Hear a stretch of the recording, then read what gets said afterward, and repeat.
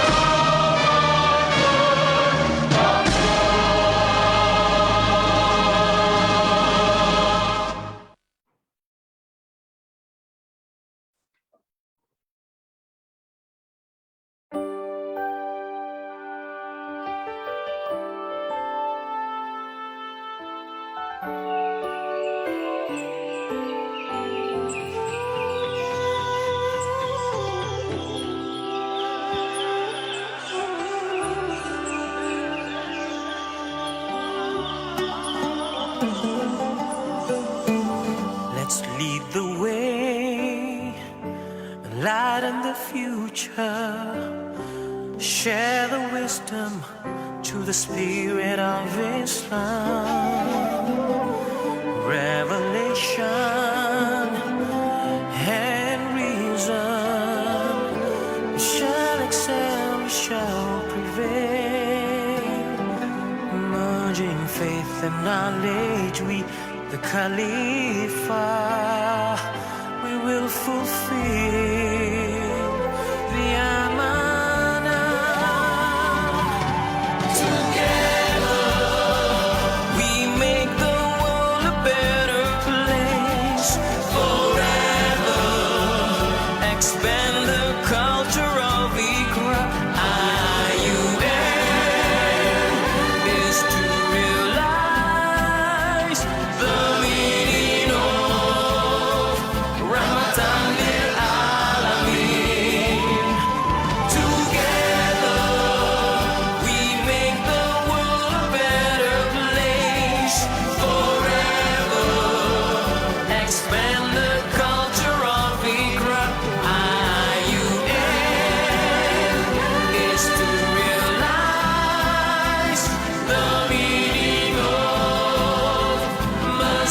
to all.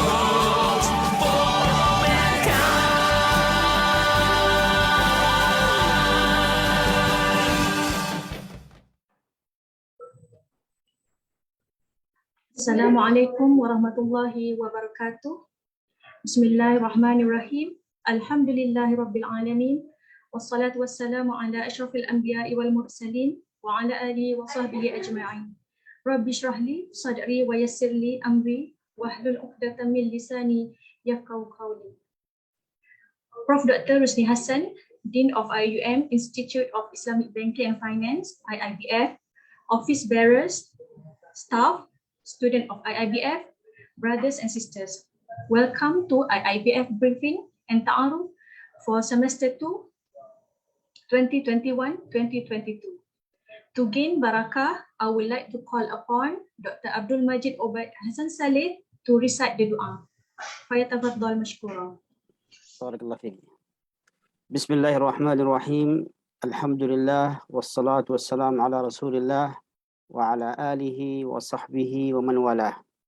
اللهم اجعل مجلسنا هذا مباركا واجعل فيه الخير والبركة. اللهم وفقنا للعلم النافع والعمل الصالح. وبارك اللهم في المدرسين والإداريين والطلاب، وارزقنا الإخلاص في القول والعمل. اللهم اجعلنا مفاتيح خير ومغاليق شر. وفقنا يا الله لسبل الرشاد والمعارف، وعلمنا ما ينفعنا وانفعنا بما علمتنا، واجعله حجة لنا يوم القيامة. بارك اللهم لنا في أوقاتنا وجهودنا، واجعل حياتنا عامرة بالعلم والإيمان، واشرح صدورنا للفقه في الدين. اللهم رحمتك نرجو وعفوك نطلب ورضاك نقصد. اعصم قلوبنا من الفتن، واجعلنا ممن يستمع القول فيتبع أحسنه. حبب إلينا طاعتك ورغبنا في العمل الصالح. اللهم لا تزغ قلوبنا بعد إذ هديتنا، وهب لنا من لدنك رحمة إنك أنت الوهاب. اللهم اجعل العلم حجة لنا لا علينا يوم القيامة. اللهم اجعل في حياتنا نورا وفي قبورنا نورا، وامنحنا نورا يوم القيامة. ربنا آتنا في الدنيا حسنة وفي الآخرة حسنة وقنا عذاب النار، والحمد لله رب العالمين. وسبحانك اللهم وبحمدك أشهد أن لا إله إلا أنت أستغفرك وأتوب إليك. Amin amin ya rabbal alamin. Thank you, Dr. Abdul Majid. Brothers and sisters, it is our pleasure to invite our respected Dean, Professor Dr. Rusni Hassan, to deliver her welcoming remarks. Please welcome, Prof. Bismillahirrahmanirrahim. Assalamualaikum warahmatullahi ta'ala wabarakatuh. Everyone, can you hear me? Yes. Okay, thank you very much. Bismillahirrahmanirrahim. Alhamdulillah Rabbil Alamin. Wassalatu wassalamu ala ashrafil anbiya wal mursalin wa ala alihi wa sahbihi ajma'in. Rabbi shrah li sadri wa yassir li amri wahlul 'uqdatam min lisani yafqahu qawli. Thank you very much, Sister Nur Fadila, our MC today, Dr. Abdul Majid, for the beautiful dua recitation.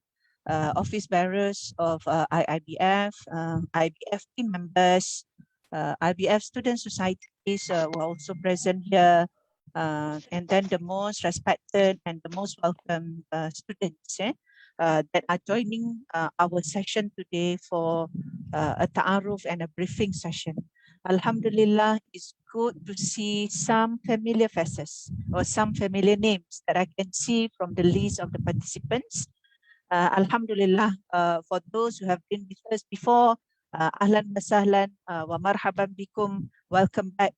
And for the new students, again, ahlan wa sahlan to the IUM Institute of Islamic Banking and Finance, International Islamic University.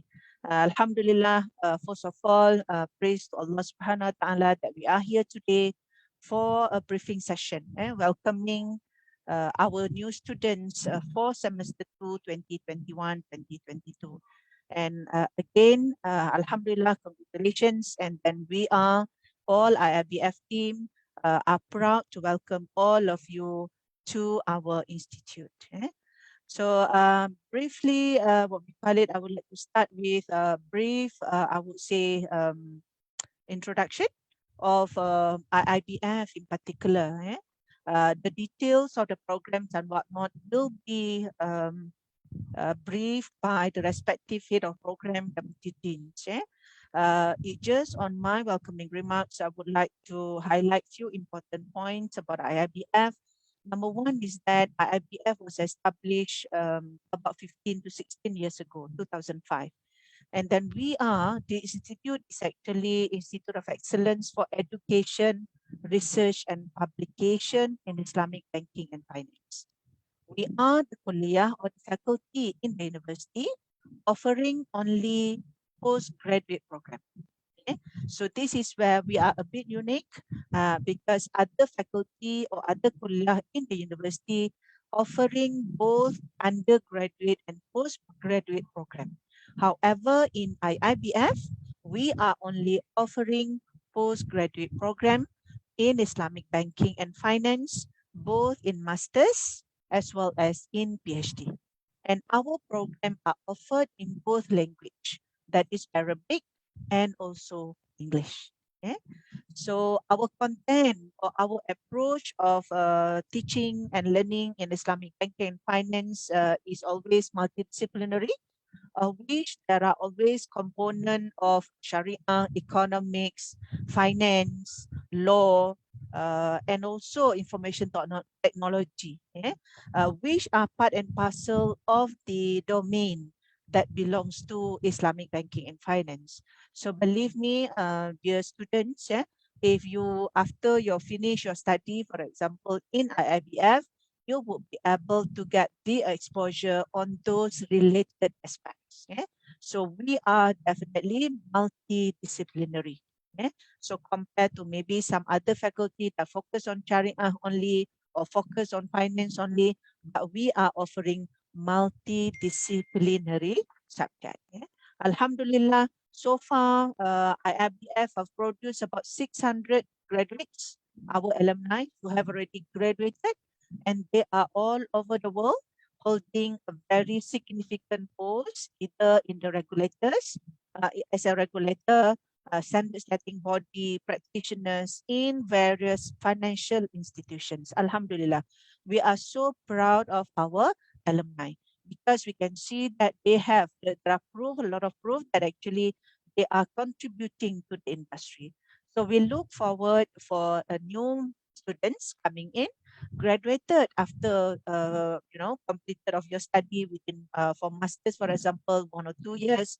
For PhD, we are talking about 2 to 4 years, and then afterward, we would like to see all of you again, what we call it, become the force in the industry, in the world, to contribute to the betterment of Islamic finance, Islamic banking and finance, and Ummah generally. As of now, we have about 20 academics that are come from different background, various what we call it diversified industry experiences. So this is another unique feature of IIBF, whereby both students who are also consist of practitioners in the industry, Sharia scholars, as well as educators. So far our profiling of students in IIBF is very interesting, because many of them are central bankers or leading bankers, Sharia scholars, educators, and they come with a deep, extensive knowledge, not only on the substance, but also the practical aspects of Islamic finance. So you will be having a big, that the crowd or the students or the colleague who have a very experienced practitioners, and believe me, you are going to have a very good interaction with your fellow colleague, with your fellow friends. And this complements well with our lecturers who are highly distinguished, eminent scholars, practitioners, having diversified knowledge on Islamic finance as well as industry experiences, because they contribute directly to the industry, either from the Sharia consultancy, Sharia advisory, and so on and so forth. So believe me, throughout the study, you will be getting a rich learning, engagement, and experience, interactive discussion, thought-provoking debate with your members, either in the class. Inshallah, this semester we will be having hybrid classes, of which the students are welcome. The students who are who choose, for example, to come and join our class physically, inshallah, we will provide such an opportunity. And then the other students, however, who cannot attend physically, they can also attend the class virtually. So the arrangement will be made known to all the students upon your registration of your classes later on. The lecturers, respective lecturer, will be in communication with all of you. So please engage with your lecturers. Okay, make sure that you know where you belong to. I mean that if you, for example, have been missed out from the classes, reach out to us. Reach out to us, to any one of us, either myself or any of the office bearers, and also the administrative staff and the lecturers teaching the subject that you are taking. Yeah. So inshallah, we will be able to help you and then assist you in terms of your, particularly classes, and then the necessary administrative matters. Yeah. So I think that is something that I really that I can highlight. Of course, if I were to keep on talking about IVF, one day is not sufficient. Okay, but I will let you enjoy and go through your journey, experience throughout with all of us, inshallah, throughout your study, either in your master's program or in your PhD program. Yeah. Please rest assured that you have chosen the right place for you to study, to expand your knowledge, to enhance your capacity. Okay. And then inshallah, all of us, okay, and then let's do this together, this journey of knowledge, seeking knowledge for the sake of Allah, because this is our duty as a human being, as a servant of Allah. And then we always believe that, whenever possible, there's opportunity, Allah have given us the opportunity for us to seek our knowledge, to enhance our knowledge. And by seeking knowledge, definitely, not only we become wiser, we become more knowledgeable, but Allah has said clearly in His verse, right, that yarfa'illahu alladhina amanu minkum walladhina utul ilma darajat wallahu bima ta'maluna khabir. So in whatever manner, by you seeking the knowledge, by you going through this journey of seeking knowledge, enhancing yourself, your capability, inshallah, okay, your level, our status will definitely be elevated, not only in this world, but also in the hereafter.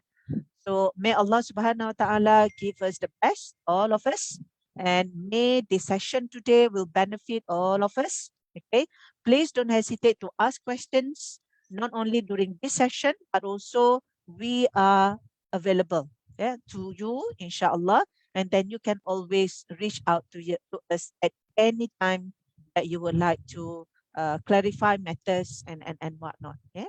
So that is, I think, that is called, we make dua that this journey that all of you, the students particular, are going to take will be the smooth and the ease, and inshallah will be a successful one.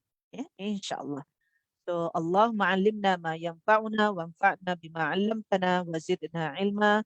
Allah, Ya Allah, help us learn what is beneficial to us. Help us benefit from you, what you have enabled us to learn, and increase our knowledge. So I think by that, I end my welcoming remarks. Ahlan wa sahlan. Start your journey with us. Assalamualaikum warahmatullahi ta'ala wabarakatuh. Waalaikumsalam. Jazakillahu khair, Prof. Husni. Dear respected guests, now I would like to invite Assistant Professor Dr. Habibullah Zakaria, Deputy Dean, Academic and Internationalization, to introduce IIBF to the new students. Please welcome Dr. Habib. Thank you, Sister Fadila, MC. Can you hear me clearly? Yes, Doctor. Okay, let me share my slides.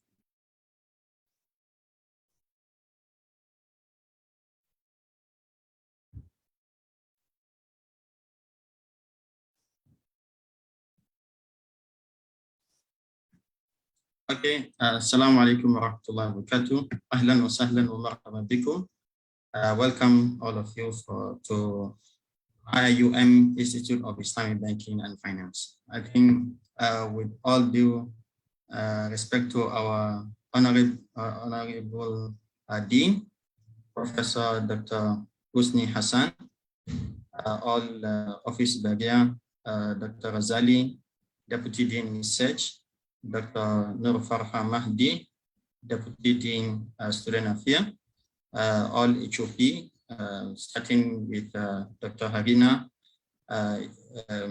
Head of Program for PhD, Dr. Ashraf Sharafuddin, Head of Program for Master and PhD in Arabic, Dr. Shara Shahira, Head of Program for Master in English, and all our colleagues and students, welcome to IIUM. I think Prof. The Dean already simplified my job because she's introduced IBF as well as IIUM, and of course you will never regret that you select this very respected and esteemed institution. Okay, just a brief. This institute was established officially in 2005 with the aim to become a center of excellence for education and research in Islamic banking and finance, with the aim of educating and producing competent graduates and scholars knowledgeable in Sharia-related modern disciplines pertaining to field of law, economy, finance, management, accounting, and also information technology. As Prof mentioned, we are very proud of our alumni. They are sitting in a very high position, regulators, those are in banks, central banks all over the world. And this is a part of our mission. This is our mission and vision, as well as our value. Our mission is to be the premier global center of excellence for teaching, research, publication, and consultancy in Islamic banking and finance, whereby our mission is to enhance Islamic banking and finance education and research globally through the provision of capacity building and advisory services underpinned by path-breaking strategy initiatives, development, and innovation. Our value is to uphold the value of integrity, amana, diligence, professionalism, and excellence in serving the Ummah. Just to introduce our, and I'm sorry for maybe those who maybe do not understand English. Dr. Ashraf, inshallah, will maybe say his welcome remark as well as his briefing in Arabic. So, ismahli alladhina lam yatamakkanu min fahmi al-lughat al-injiliziyya bishaklin munasib.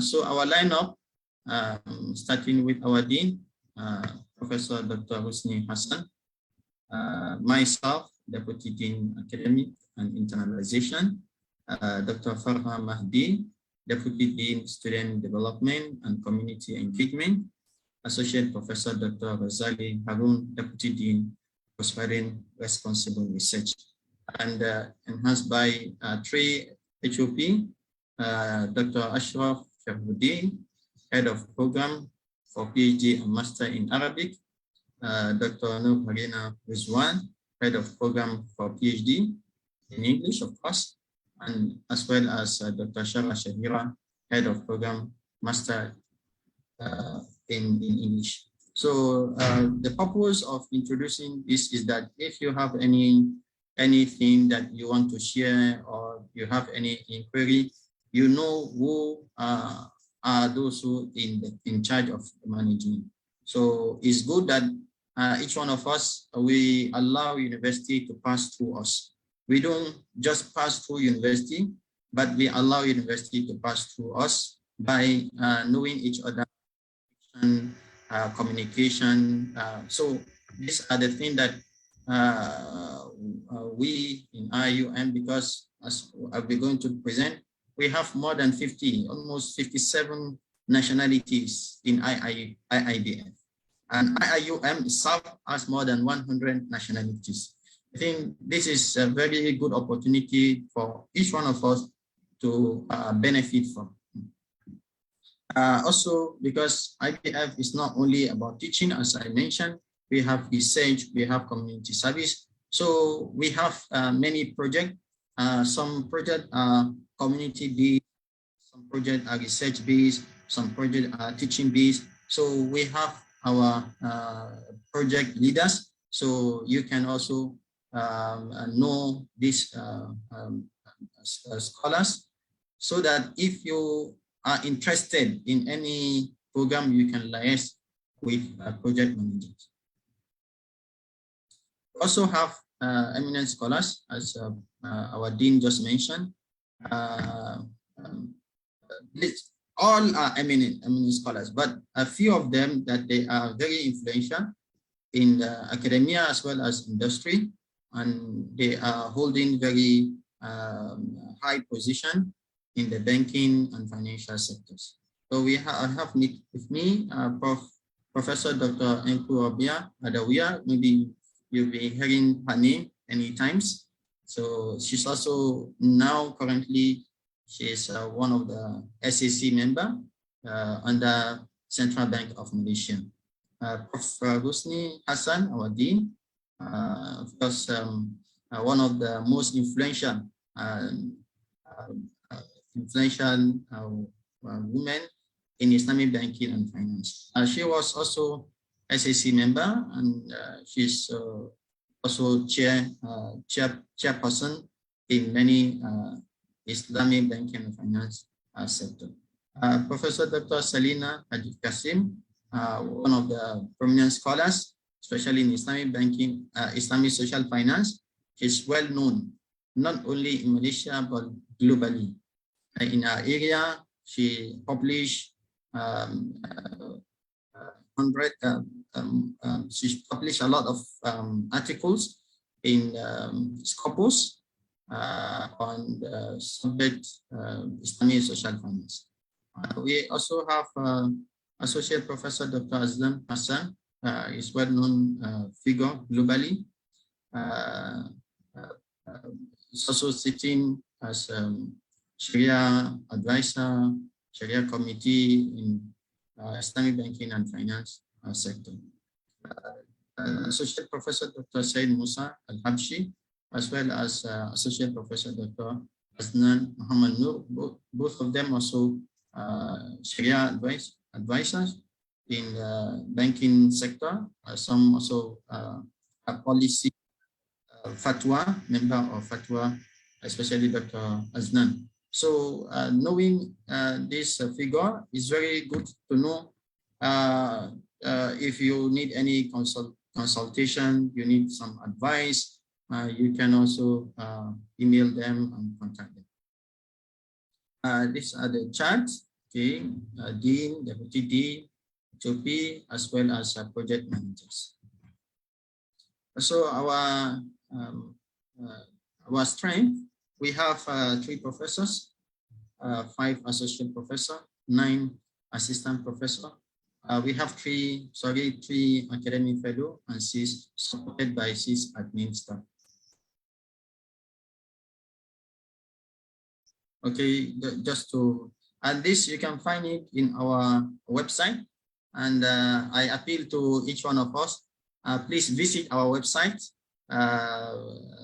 Some of news, announcement, and any development in the institute, you can find it in our website. So please,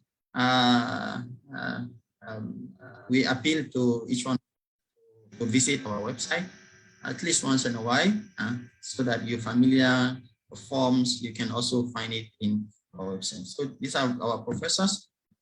our associate professor and their area of interest and area of specialization. So we have Dr. Said, Dr. Asnan, Dr. Asman, Dr. Ghazali, as well as Dr. Ramzi. Okay, our assistant professors, Dr. Ashraf, Dr. Awad, Dr. Azizi, Dr. Hina, Dr. Razina. Of course, we also have Dr. Shara, Dr. Nur Farham Mahdi. In my left side, Dr. Said Marwan, myself, Dr. Abdul Majid, at just beside the dua. Also, we have academic fellow. The benefit of academic fellow in IBF is that we want to bridge the gap between theory and practical. So as academic fellow, they have vast experience in the industry. Some of them, they have more than 20 years experience in banking sector, wealth management, and so on and so forth. So it's good that they engage with students with their vast experience, and believe me, you will benefit from them and from their sharing knowledge. We are supported by a very strong admin team led by Madam Juliana Anin. So anything related to HR should be in charge. Academic led by Brother Ahmad Zulhilmi and assisted by a few of our admin staff. Of course, our secretary, Sister Aslina Usman. So she will be more than happy to help all of you. So it's our board of studies members. We selected them from local and also international, local and international. We also, the benefit is that we try to those who are in academia as well as those who are in industry. So for instance, we have university lecturers. We also have those who are in the bank sector. So this will enhance our curriculum review. They will help us in what we are teaching is actually relevant to the industry. And alhamdulillah, this helps us that our students are holding very high position in the industry. Okay, these are few statistics. As I said, we have 57 countries. Okay, and we hope inshallah the number increase. Okay, so you can see, maybe you can see maybe your country is there, from Afghanistan, from Algeria, Bahrain, Bangladesh, Bosnia, Tanzania, US, KSA, Maldives, Mali, Mauritania, Japan, Kenya, Kuwait, Libya. So we have many. So this is a very good thing that we're proud of. Okay, in terms of academic matter, we have academic and non-academic programs. So we focus on this academic program. We have master as well as PhD. So our PhD, you can write your thesis in Arabic. But inshallah, Dr. Ashraf will brief you what are the process.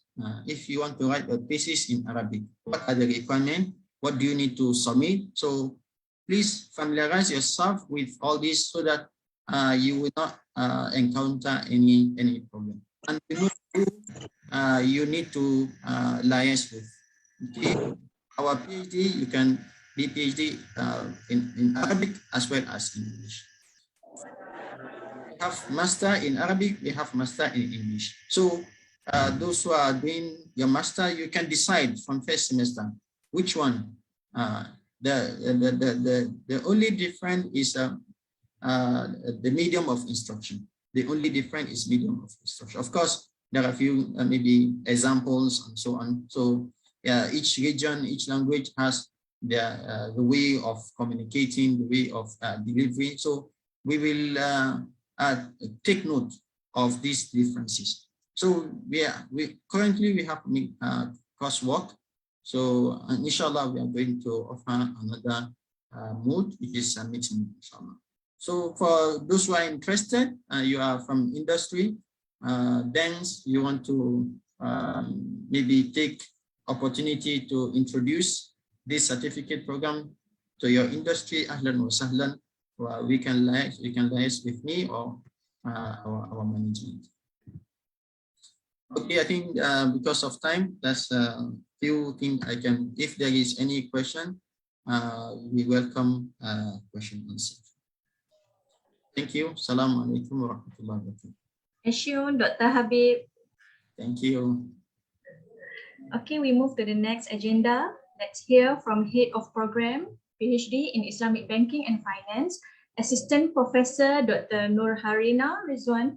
She will explain on PhD program and its structure. Please welcome Dr. Harina. Thank you so much, the entry of today, Fadila. Right, let me share the screen.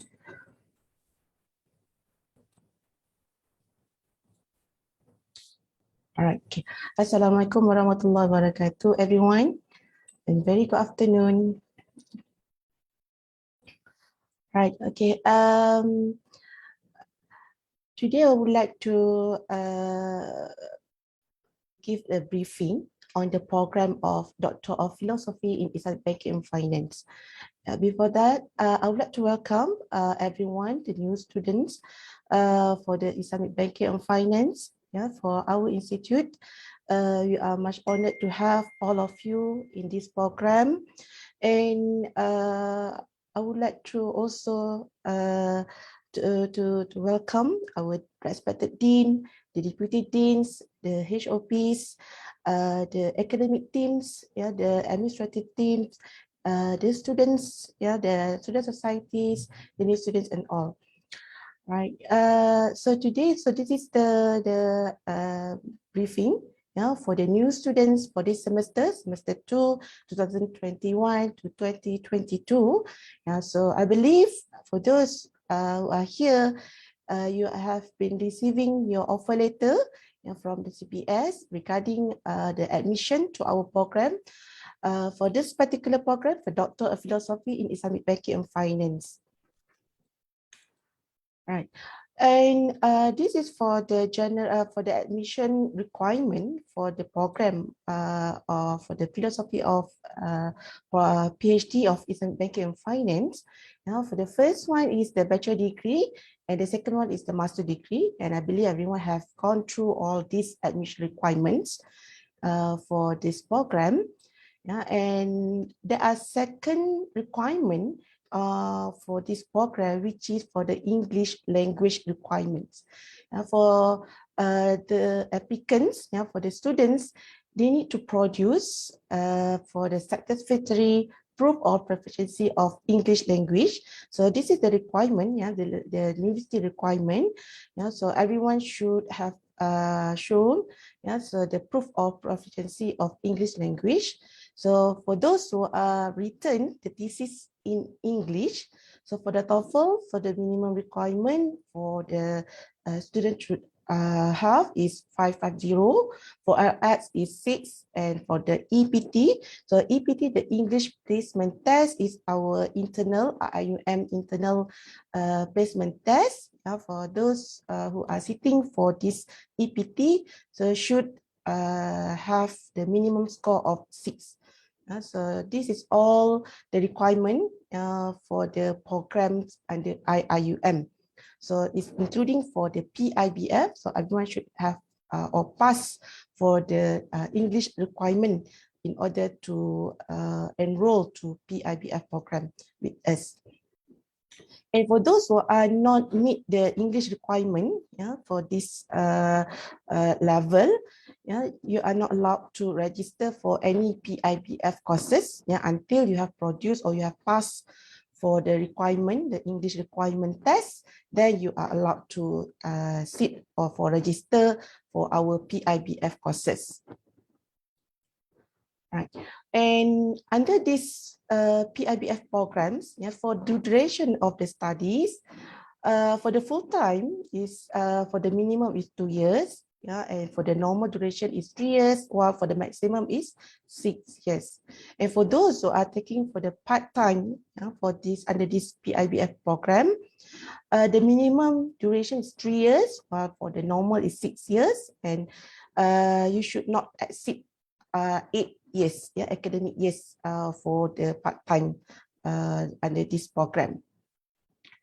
For the students who are S10, with this, the maximum period, duration period of the study, yeah, should get the approval for Senat. And for those who exceed the normal study period, yeah, so this, the student submit the completed form, yeah, extension of study period form to our academic team. So these are the program structure for under this PIBF. Yeah, if you are referring to your offer letter, yeah, there will be on the list of special requirement courses. Yeah, so if you see here, there are 2 compulsory special requirement courses, which is the research methodology, and another one is compulsory issues in Islamic finance. Yeah, in the offer letter as well, it was stated both for qualitative methods and the quantitative methods. So you should opt for one elective course only. So for those who like to take both, you're also welcome. But there are only 3 required special requirement courses for each student to attend within the first year of the program. Okay, so there will be on altogether 4 courses will be stated in your offer letter, but need to mention here the compulsory courses, which is 2, research methodology and the compulsory issues in Islamic finance, while you need to opt for the elective courses, elective course only one, whether qualitative methods or you can opt for quantitative methods. So these special requirement courses, so the candidates must pass all the requirements with the assignment be given by the respective lecturers. So then you can proceed to writing your research proposal. Okay. The main purpose that we are introducing for these special requirement courses, to enhance or to strengthen the students' research skill and to strengthen the understanding and the overview of Islamic banking and finance itself. So so I hope that everyone is clear on the special requirement courses, for those who are in the enrollment of the program of PIBF. And normally for students, they are taking for 3 courses altogether within 1 semester, within the first semester. Then after complete for these 3 requirement courses, then can proceed on the second semester for the research proposal. Right. So these are the requirement or the detailed requirement of the program. The 3 courses need to be completed within the first year of the program, or you can opt also to complete within the first semester of the program. So there are 70% of the passing mark. So these special requirement courses will not be computed as the CGPA in the transcript. So also the courses cannot register as audit. So the students are allowed to repeat the course only once. In the event of failure, so the students fail to the second attempts and the student will be dismissed from the program. Right. All right. Next is about the audit courses. For those who are required to attend or to those who are been recommended to register for the audit courses. So you need to allow or you need to get the recommendation by the IBF lecturer or the head of program or the supervisor itself. So the registration of the audit courses through the forms only. yeah, the manual through the manual forms, and there will be no final examination. The attendance must be 80% and above. Yeah, so there will be also no CGPA, but the workloads also need to be fulfilled in order to compete for the requirement of audit courses. All right. So these are the mode of program. So for the PIBF, they will be on a research plus 3 special requirement courses.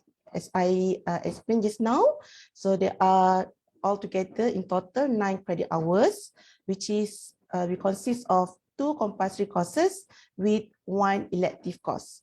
Yeah. For the students, here is the proposed PIBF study plan. So you can follow or you can use this study plan as a guide for your study throughout semesters. Yeah, so for the first semester, you can register and attend for the courses, the special requirement courses with 3 courses, 2 compulsory courses and 1 elective course. Then you have after you completed for all the 3 special requirement courses within the first semester, the semester 1, then you can register for the research proposal. Yeah, so that will be on this manual form that you need to fill in of by registering your research proposal. Then also you need to fill in the form for the appointment of supervisors. Yeah, by getting this semester 2, so you can start working on research proposal with the appointed supervisors, with your own research title. You can work through your research work through semester 3, then you can, when you are ready and with the agreement with the supervisor, you can go with to the research proposal defense. Yeah, so they'll be on the special specific forms that you need to fill in for proceed with this defense. Yeah, then you can move to the following semester with conducting the data collection and the written writing on the thesis, the analysis, and so on. And then throughout the semester 5, then when you are ready, you are completing your thesis or research work, then you can proceed with the submission of final thesis and to go with the viva. So all these proposed PIBF study plan, so they will be on the 6th semester altogether for the normal study period for the full-time students. Yeah, so this is the proposed study plan for you as a guide for you to plan your study. All right, so this is the registration for research, for the subsequent semester after you completing the required courses within the first semester or the first year, right? So after you completed for the courses, in the following semester, you need to register for research proposal.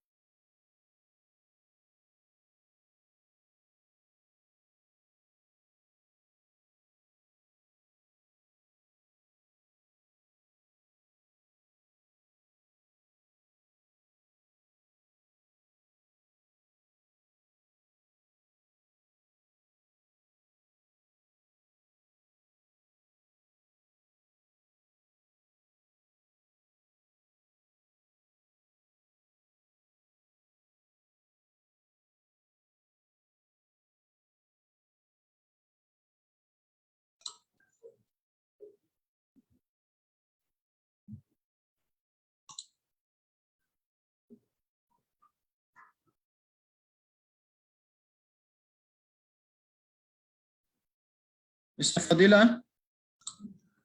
Is it Dr. Harina disconnected? Yes, yes. Oh, okay. So how we try to contact Dr. Harina to rejoin.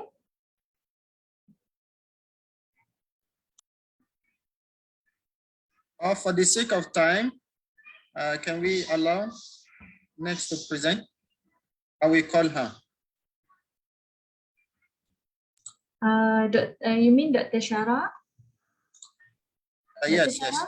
You ready? Yes, inshallah, Sister. Thank you. Okay.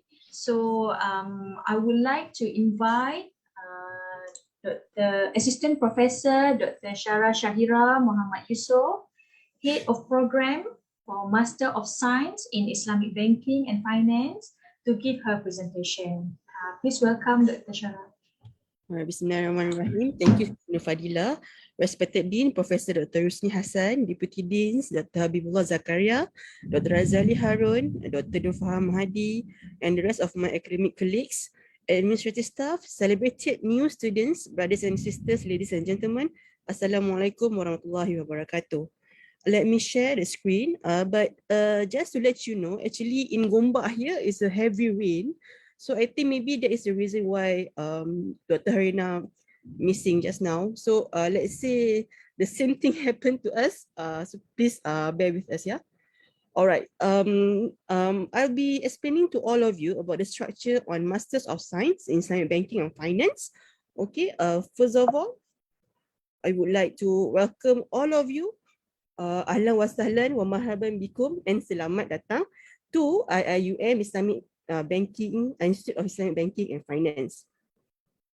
So inshallah, okay, we will go through, we will together with you to go through your Masters in Islamic Banking and Finance journey throughout your study period in IIUM. So what is the objective of MSc IBF? Before you go through with your study, it's very important for all of us to know what is the objective. So IBF and yourself as the students, we are on the same page. All right. So in IBF for Masters of Science, we aim to produce a high potential talents to acquire knowledge and skills in Islamic banking through interdisciplinary approach, as mentioned by Prof. Rusni just now and also by Dr. Habibullah. So we really stress upon the aspect of interdisciplinary approach. All right. And also we aim to develop and enhance theories and practices of Islamic banking and finance within the sphere of Maqasid Syariah. And also lastly, we aim to meet the global demand for experts and professionals in Islamic banking and finance. So that's why you see just now, you can hear from Prof. Rusni and Dr. Habibullah just now that our alumni, most of them are holding a good position in the industry. So inshallah, we pray hard that your future together with IBF, we also be the similar like our alumni. All right. Moving on. Okay, this is, I would like to explain on the entry requirements. Okay, for you to be in MSc Islamic Banking and Finance, you need to have a relevant bachelor degree from good grades from any accredited institution of higher learnings. All right, or any bachelor degree and with professional experience. For language entry requirements, okay, we have 3 options here. So let's say you are not from IUM alumni, okay, you are from, your degree is from different universities, so you need to produce TOEFL or IELTS, or you have to sit for EPT, English placement test administered by IUM. So the fact that you are here today in our Ta'aruf briefing means to say that you have passed the language entry requirements. This is a study period, okay. For Masters of Science, we offer 2 types of study periods. You could be a full-time student or part-time student. Okay, so for full-time student, the normal duration will be 2 academic years, and part-time will be 4 academic years. So academic years refer to 2 normal semester. So for example, now you are joining semester 2 for 2021 and 2022.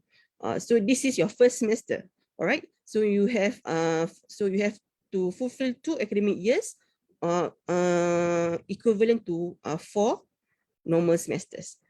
So the maximum duration is 3 academic years for full time, and for part time is 5 academic years. So if you exceed the maximum duration, okay, there are a few steps that you have to, maybe you have to appeal to us so that we allow you to get an extension of time for continuing your study.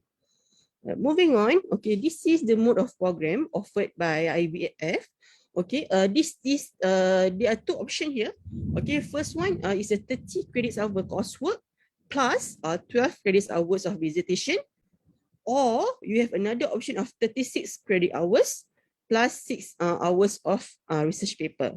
So for the first one of 30 credit hours, it consists of 7 core courses plus 3 elective courses and 12 credit hours of visitation.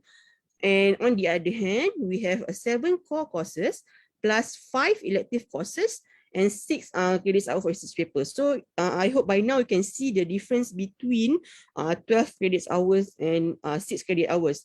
The difference here is on the elective courses and the hours of research paper or visitation. Okay, so you have to you need to decide, okay, how many hours of research paper or dissertation that you want to take.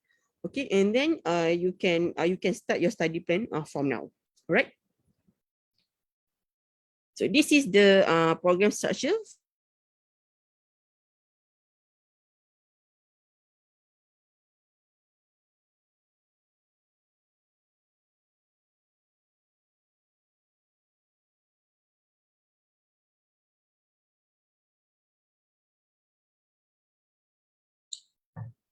Hello, Dr. Shara.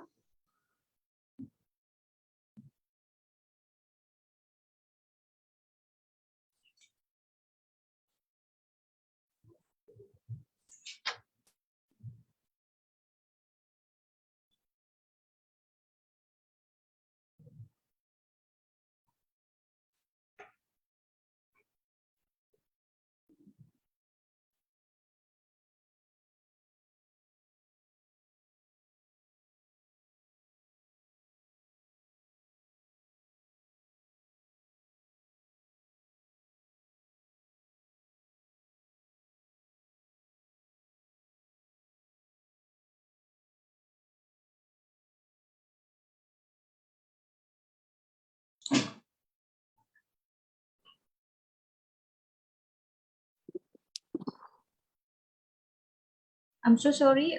We miss Dr. Shara just now. We will try to call Dr. Shara. If not, we can proceed with Dr. Ashraf. Maybe 1 minute, yeah. Dr. Harina is here. Oh, is Dr. Yes, hopefully, yeah, the internet. Okay, good. okay. Dr. Harina, maybe you can proceed with the presentation. All right. Okay. Thank you so Okay. much, Fadila. All right. Okay, let me continue with the presentation. Really sorry with the interruption due to the heavy raining in my housing area. Okay. All right. So for this registration of research, there will be more a bit on the administrative matters. Yeah. So for those who have submitted or completed for the required courses within the first year or the first semester, so you need to register for research proposal. Yeah, for this is the form that you need to register or need to fill in and submit to us within the first week of current semester. So this is only to be done one time only, right? So next, for the following semester, yeah. So for those who are still under the research proposal stage, so they will be on the specific forms that you need to register on the following semester. For the research proposal, research progress, for this is the submission of form must be in the week 11 of the current semester for the next semester registration. And for those who have completed or for those who have gone for the defense of the proposal, so they will be on the step 3. So the step 3, you need to register, fill in the form or the specific form for the research progress report. Now, for this research progress report, the form need to be submitted to us in the week 16 of the current semester for the next semester registration. Okay. If you are not remember on these steps, don't worry. Our academic team will assist you accordingly what the required forms that you need to fill in and submit to us. Okay. Right. Here is the flow chart or the steps or the process of the students to go through for the process for each process, yeah, for the whole program. For the first semester, yeah, within the first year, you need to attend and complete for the special requirement courses. Yeah, there are 3 altogether, 2 compulsory courses plus 1 elective course. Yeah, for the research methodology course, the contemporary issues in Islamic finance. Yeah, and for the elective, yeah, you can opt for quantitative or the qualitative methods. Right, then for the following semester, you can start conducting your research proposal together with the appointment of the supervisor. Yeah, and then when you are ready, yeah, you can request to go for proposal defense. Yeah, for this are the requirement of the students. They need to go through with this proposal defense. Then in order for you to complete, yeah, or this is part of process. While you have gone through for the proposal defense, yeah, then you can proceed with the research work, yeah, with the data collection, the analysis, the written of the whole thesis, and you can submit for the defense. You can submit for the Viva. Yeah, there are specific forms and the special the requirements, yeah, for you to go to Viva, which is the turn-in report must be less than 23%. Yeah, so this report or the turn-in report will be run and verified by the supervisor. When you have go to the Viva, yeah, for this requirement, then you can go with the correction of the Viva, which is at the completion of final thesis stage. Yeah, so this the forms also you need to fill in, yeah, with the certification or completion of research work. Yeah, also you need to produce or you need to provide the proof of publication. Yeah, with the also with the finance with no outstanding fees. Right, and all these processes you have completed, then you can graduate from the program. Yeah, but these graduation requirements, yeah, with the special requirement courses within the first semester or the first year, and the PhD thesis Viva, plus the minimum required publication equivalent PE is 2. Yeah, so this is the graduation requirement, you know, for the students to fulfill. Then you can graduate from the program. Yeah, for the publication, yeah, so this is the requirement, detailed requirements, right? For the graduation requirement, which is past special requirement courses, we pass the PhD thesis Viva, and also you need to publish with the minimum publication equivalent PE, which is 2. Yeah, 1 PE from the index journal, and 1 PE from any combination of publication. Dr. Razali, our Deputy Dean of Research, and will explain to you in detail on the publication, yeah, for the graduation as part of the graduation requirement of PIBF. Right. All right. This is part of the plagiarisms. Yeah, so you need to observe for the plagiarisms. So the students, yeah, if you are writing for any contents, yeah, also if you like to cite for the research work, the previous research work, please put as a proper citation. Yeah, because this is very highly issues, yeah, will be observed by the university, yeah, under this instructions. So any plagiarisms, yeah, will be observed very careful with this turning in report. Yeah, so you should cite the proper citations, yeah, in your thesis if you want to claim or put any previous research work in your thesis. Yeah, I hope that everyone are clear about these plagiarisms, yeah, of the code of conduct of plagiarism. Right. If you have or you need any assistance, yeah, you can go to the CPS website. So I put here the CPF website. You can just Google it. Yeah. So under this Center of Postgraduate Studies, they have the virtual counter. Every week they will they will update their website on the video call link. So it's very helpful. Yeah, you can go to the website, the CPS website, and check their link, the updated link every week.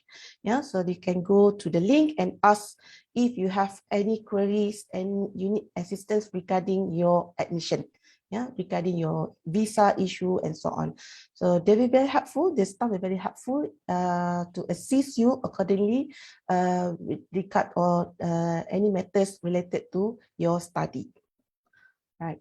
And if you have any questions or you need assistance from us regarding the registration of courses or anything related to the program itself, then you can contact us or email us to IIBF, yeah, _pg@iium.edu.my, or you can email to me, yeah, my email address stated in the website, IBF website.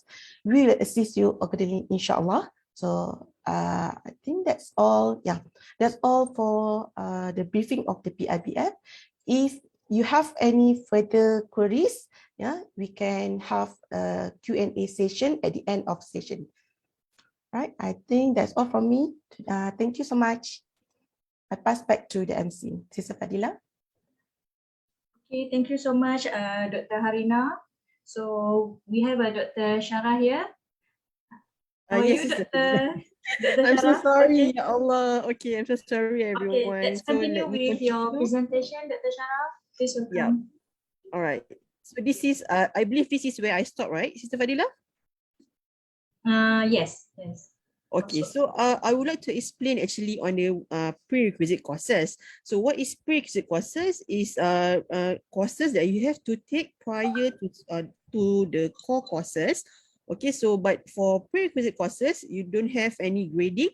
It's just pass or fail. So why do you need to have a prerequisite courses? It's actually to equip you further before you embark on your core courses journey. So let's say you are from legal background, okay, and you don't have any background on Islamic economics and accounting and finance. So this prerequisite courses is actually to prepare yourself before you can go on with your core courses as well as your elective courses.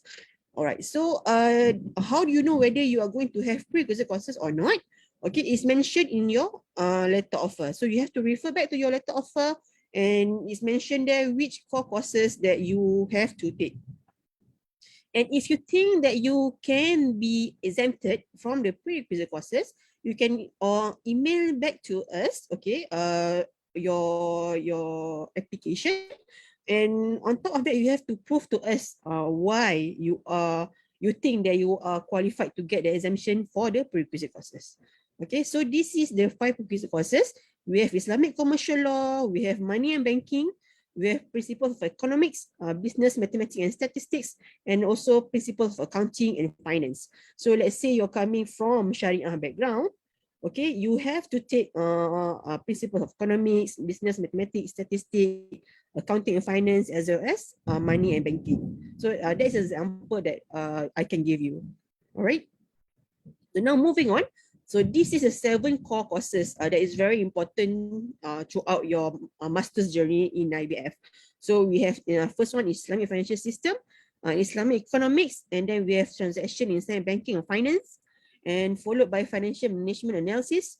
We have also Islamic banking products and operations, Islamic capital market, and lastly research methodology.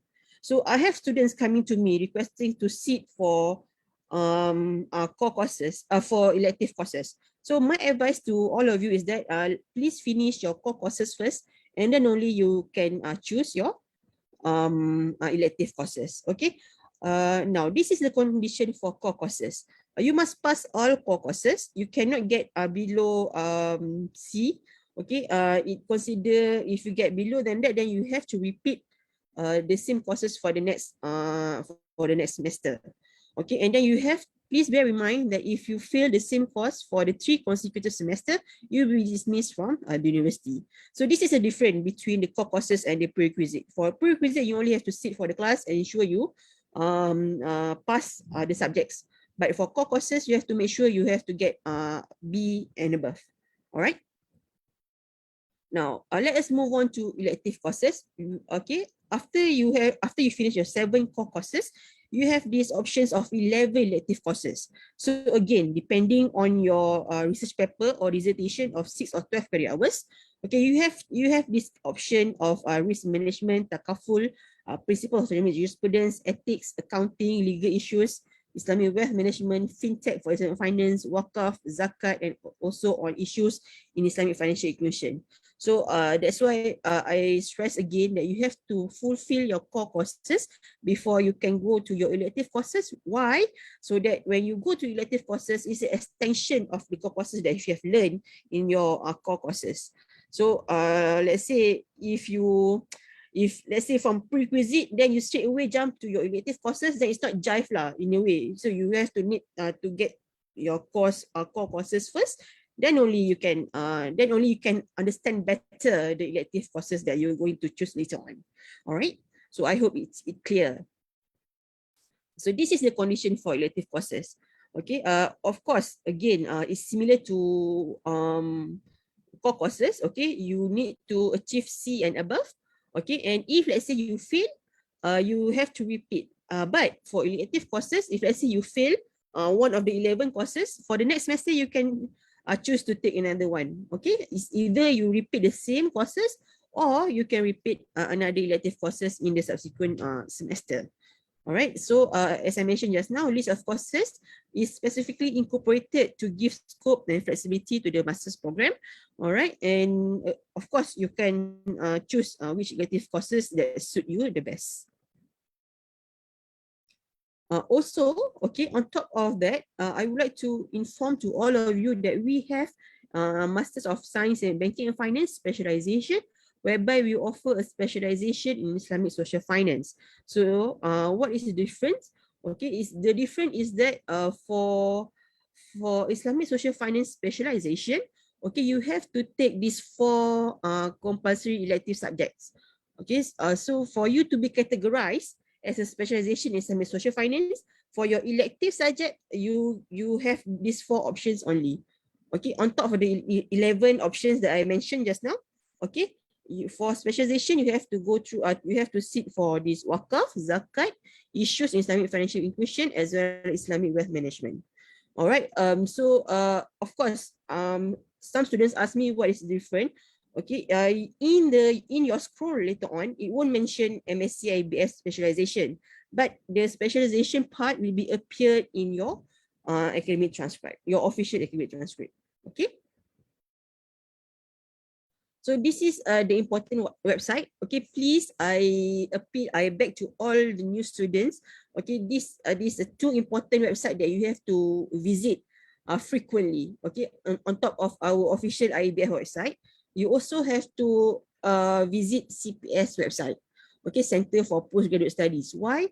All the forms, okay, withdrawal of subject, registration of subject, registration of research paper and whatnot, all you can get from the CPS website. Okay, so that's why you have to familiarize with this website because it will help you throughout your journey. Okay. So this is the MSc IBF contact person.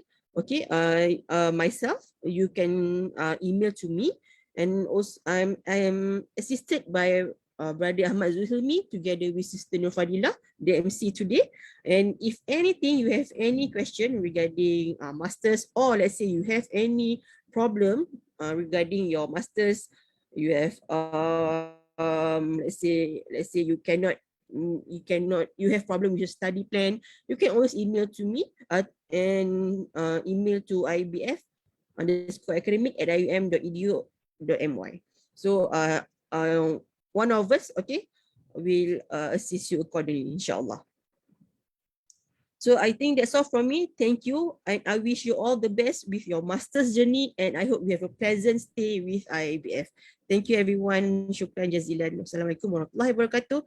I pass back to Sister Fadila. Thank you, Sister. Assalamualaikum warahmatullahi. Thank you so much, Dr. Shara. Brothers and sisters, for your information, IIBF also offer postgraduate programs in Arabic for both master and PhD. So we would like to invite Assistant Professor Dr. Ashraf Sharafuddin, Head of Program, Master and PhD in Arabic, to further explain on these programs. Please welcome Dr. Ashraf. Okay, thank you very much, Sister Fadila, MC for today's session. Assalamu alaikum wa rahmatullahi ta'ala wa barakatuh, and a very good afternoon to all of you. Respected Dean of IUM, Islam Banking Finance, Professor Rusni, Dr. Rusni Hassan, Deputy Deans, academic team, admin staff, and dear brothers and sisters, Assalamu alaikum wa rahmatullahi ta'ala wa barakatuh. Let me share my presentation. So my presentation is going to be in Arabic language, and for those who are not familiar with the Arabic language, I hope you will be with me in next 5 to 10 minutes, inshallah. I'll try to make it short as possible, inshallah. Bismillah ar-Rahman ar-Rahim. Alhamdulillah. Alhamdulillah alladhi allama bil qalam, allama al-insana ma lam ya'lam, wassalatu wassalamu ala muallim an-nas al-awwal wa mukhrijuhu min ad-dalalati ila an-nur, alladhi ja'alahu rabbuhu رحمة للعالمين وأدبه بالخلق العظيم وعلى آله وصحبه أجمعين. قال صلى الله عليه وآله وسلم: من خرج في طريق العلم فهو في سبيل الله حتى يرجع، أو كما قال عليه الصلاة والسلام. وأيضا من سلك طريقا يلتمس فيه علما سهل الله له به طريقا إلى الجنة. ففي البداية أريد أرحب بكم إلى هذا الصرح العلمي. هذه الجامعة عريقة، جامعة العالمية الإسلامية الماليزية، وفي كلية المعهد المصرفية والمالية الإسلامية في ماليزيا. وأسأل الله سبحانه وتعالى أن يعني يكون هذا الفصل الجديد بداية الخير، وأتمنى لكم التوفيق والنجاح إن شاء الله. فلا أريد أن أطول عليكم، وأريد أن يعني ألخص قدر ما أمكن، لأنه قد يعني سمعتم معظم الأشياء التي ذكروا باللغة الإنجليزية، بس فقط أريد أشارك معكم بعض النقاط الأساسية التي قد تحتاجونه في فصل الأول، وإلى أن يعني تتخرج إن شاء الله بالنجاح إن شاء الله. طبعا من أول شيء بالنسبة للماجستير العلوم المصرفية والمالية الإسلامية، طبعا الجامعة الإسلامية أو كلية المصرفية والمالية الإسلامية في ماليزيا ده تقريبا تعتبر أول كلية يعني توفر أو تقدم ماجستير في العلوم المصرفية والمالية الإسلامية باللغة العربية، وأيضا دكتوراه في ماليزيا تقريبا يعتبر من أوائل. فطبعا أيضا من أهداف الذي أسست قسم عربي أنه وجدنا في بعض الطلاب يتخرجون من الجامعات باللغة العربية ولا يوجد لديهم وقت كافي، أو حتى يمكن يكون التمويل أو منحة كافية لتغطي مصروفات دراسة اللغة الإنجليزية. فبالتالي هم يحتاجون أن يلتحقوا بجامعات التي يقدمون هذا التخصص باللغة العربية. فبالتالي على أساس هذا الطلب الحمد لله في 2018 أسست هذا القسم، قسم عربي، وحتى الآن تخرج الحمد لله حدود 17 طالب ودول مختلفة، والحمد لله هم رجعوا هم أيضا بدأوا يشتغلون في المؤسسات المالية في دول مختلفة. طبعا هذا الماجستير في العلوم المصرفية والمالية الإسلامية برنامج النظام مواد ومساقات. عادة يأخذ الطالب مساقات في المصرفية المالية الإسلامية، وتم تصميم البرنامج بحيث يوسع أفق الطالب في مجالات متنوعة في المصرفية والمالية الإسلامية مثل البنوك الإسلامية والشريعة والقانون والمنتجات والتشغيل والمحاسبة وإدارة المخاطر وغيرها. أيضا يشتمل هذا البرنامج على عدة مواد يمكن التخصص فيه الطالب، منها التمويل الاجتماعي والتأمين الإسلامي، التكافل، وسوق رأس المال الإسلامي، وإدارة الثروات وغيرها. وبعد اكتمال المواد طبعا يمكن يأخذ يعني يكتب بحث تكميلي وبهذا يتخرج. ومن ضمن الأهداف أيضا تأسيس هذا البرنامج هو بناء كفاءات وكوادر في مجال المصرفية والمالية الإسلامية باستخدام مناهج مختلفة، وأيضا إعداد وتطوير النظريات والممارسات للمصرفية والمالية الإسلامية في ضوء مقاصد الشريعة، وأيضا تلبية الطلب العالمي للخبراء والمهنيين في المصرفية والمالية الإسلامية. التحدي الذي تواجهه حتى الآن المؤسسات المالية، مؤسسات الصرافة والمالية الإسلامية، هو نقص الكوادر والكفاءات التي يكون متخصصين في مجالات مختلفة.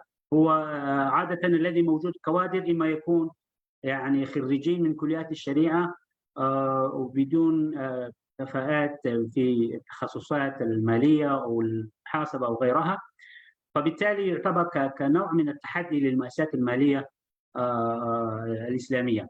وفي نفس الوقت أيضا في خريجين مثلا من تخصصات مثل المالية ومحاسبة، يعني التخصصات العلمية البحتة، بدون أن يكون عندهم يعني معلومات كافية عن الشريعة والقوانين وهكذا. فبالتالي هذا البرنامج أيضا أسس على أساس تلبية أو تملأ هذا الفراغ في مؤسسات المالية الإسلامية. والحمد لله كما ذكروا دكاترة أنه الحمد لله الخريجين بتاعنا حتى الآن يعني مطلوبون يعني في كل القطاعات المصرفية والمالية الإسلامية في الدول المختلفة، وهم يعني موظفون في كل هذه المؤسسات. فأما بالنسبة لهيكل البرنامج والمدة الزمنية للماجستير في العلوم الصرفية والمالية الإسلامية، في خيارين. في خيار أول هو 36 ساعة دراسية مواد، تمام، وبالإضافة 6 ساعات للبحث، والمجموع يكون 42 ساعة أكاديمية. وأيضا الخيار الثاني هو 30 ساعة دراسية ولكن 12 ساعة لكتابة الرسالة. وطبعا الفرق بين 6 ساعات و12 ساعة للبحث هو 6 ساعات يعتبر يعني بحث تكميلي، ولا يكون هناك الدفاع أو ديفنس وهذه الأمور، وهو فقط المشرف إذا وافق على ما يعني كتبت البحث فخلاص بهذا قد تكتمل شرط التخرج. أما 12 ساعة للبحث فلازم يكون هناك ديفنس أو الدفاع، فبالتالي يكون هناك مقيم يقيم ما كتب، وبعدما يعني يوافق المقيم على ما كتب بعدين يمكن يتخرج الطالب. إذن هذا هو الفرق بين 6 ساعات للبحث أو 12 ساعة. أما بالنسبة للمدة الزمنية للدراسة، هو طالب يمكن يتخرج في حالة الدوام الكلي. عادة يكون هذا دوام كلي للطلاب الوافدين، تمام. أقل سنة يمكن يتخرج واحد هو سنة ونصف، يسمونه سنة يعني وعندنا سمسترين أو ترمين في سنة واحدة، فيمكن يتخرج في 3 سمسترات وهو يكون سنة ونصف، أو في حالة عادية 2 سنين، أو أقصى حال ساعة يعني الحالة يمكن يتخرج في 3 سنوات. فإذا حصل حالة ظروف أو كذا يريد يزيد عن 3 سنوات لازم يقدم الطلب، تمام، بعد موافقة لازم يكون هناك يعني سبب معقول ويوافق به الإدارة، وبعدين يمكن يستمر أكثر من 3 سنوات، وفي غير ذلك غير مسموح أن يستمر أكثر من 3 سنوات. أما الدوام الجزئي طبعا عادة هذا كما ذكرت يكون للطلاب المحليين فقط، تمام. أقل سنة يمكن يكمل برنامج هو 2 سنين أكاديميتان، وفي حالة عادية 4 سنوات، وأقصى حالة 5 سنوات. طبعا الوافد طلاب الوافدين إذا أراد يعني يغير إلى حالة الدوام الجزئي فطبعا مثل ما ذكرت هو في العموم غير مسموح، لأنه يحتاج طلاب الوافدين يحتاجون الى فيزا واقامه وكذا، صح؟ فبالتالي الا اذا في حاله هو مثلا موظف في السفاره او موظف في اي مؤسسه داخل ماليزيا، فلازم ياتي بموافقه المؤسسه وعنده بعض الاجراءات، يعني له في حالته خاصه، ولكن في العموم طلاب الوافدين هذا غير مسموح.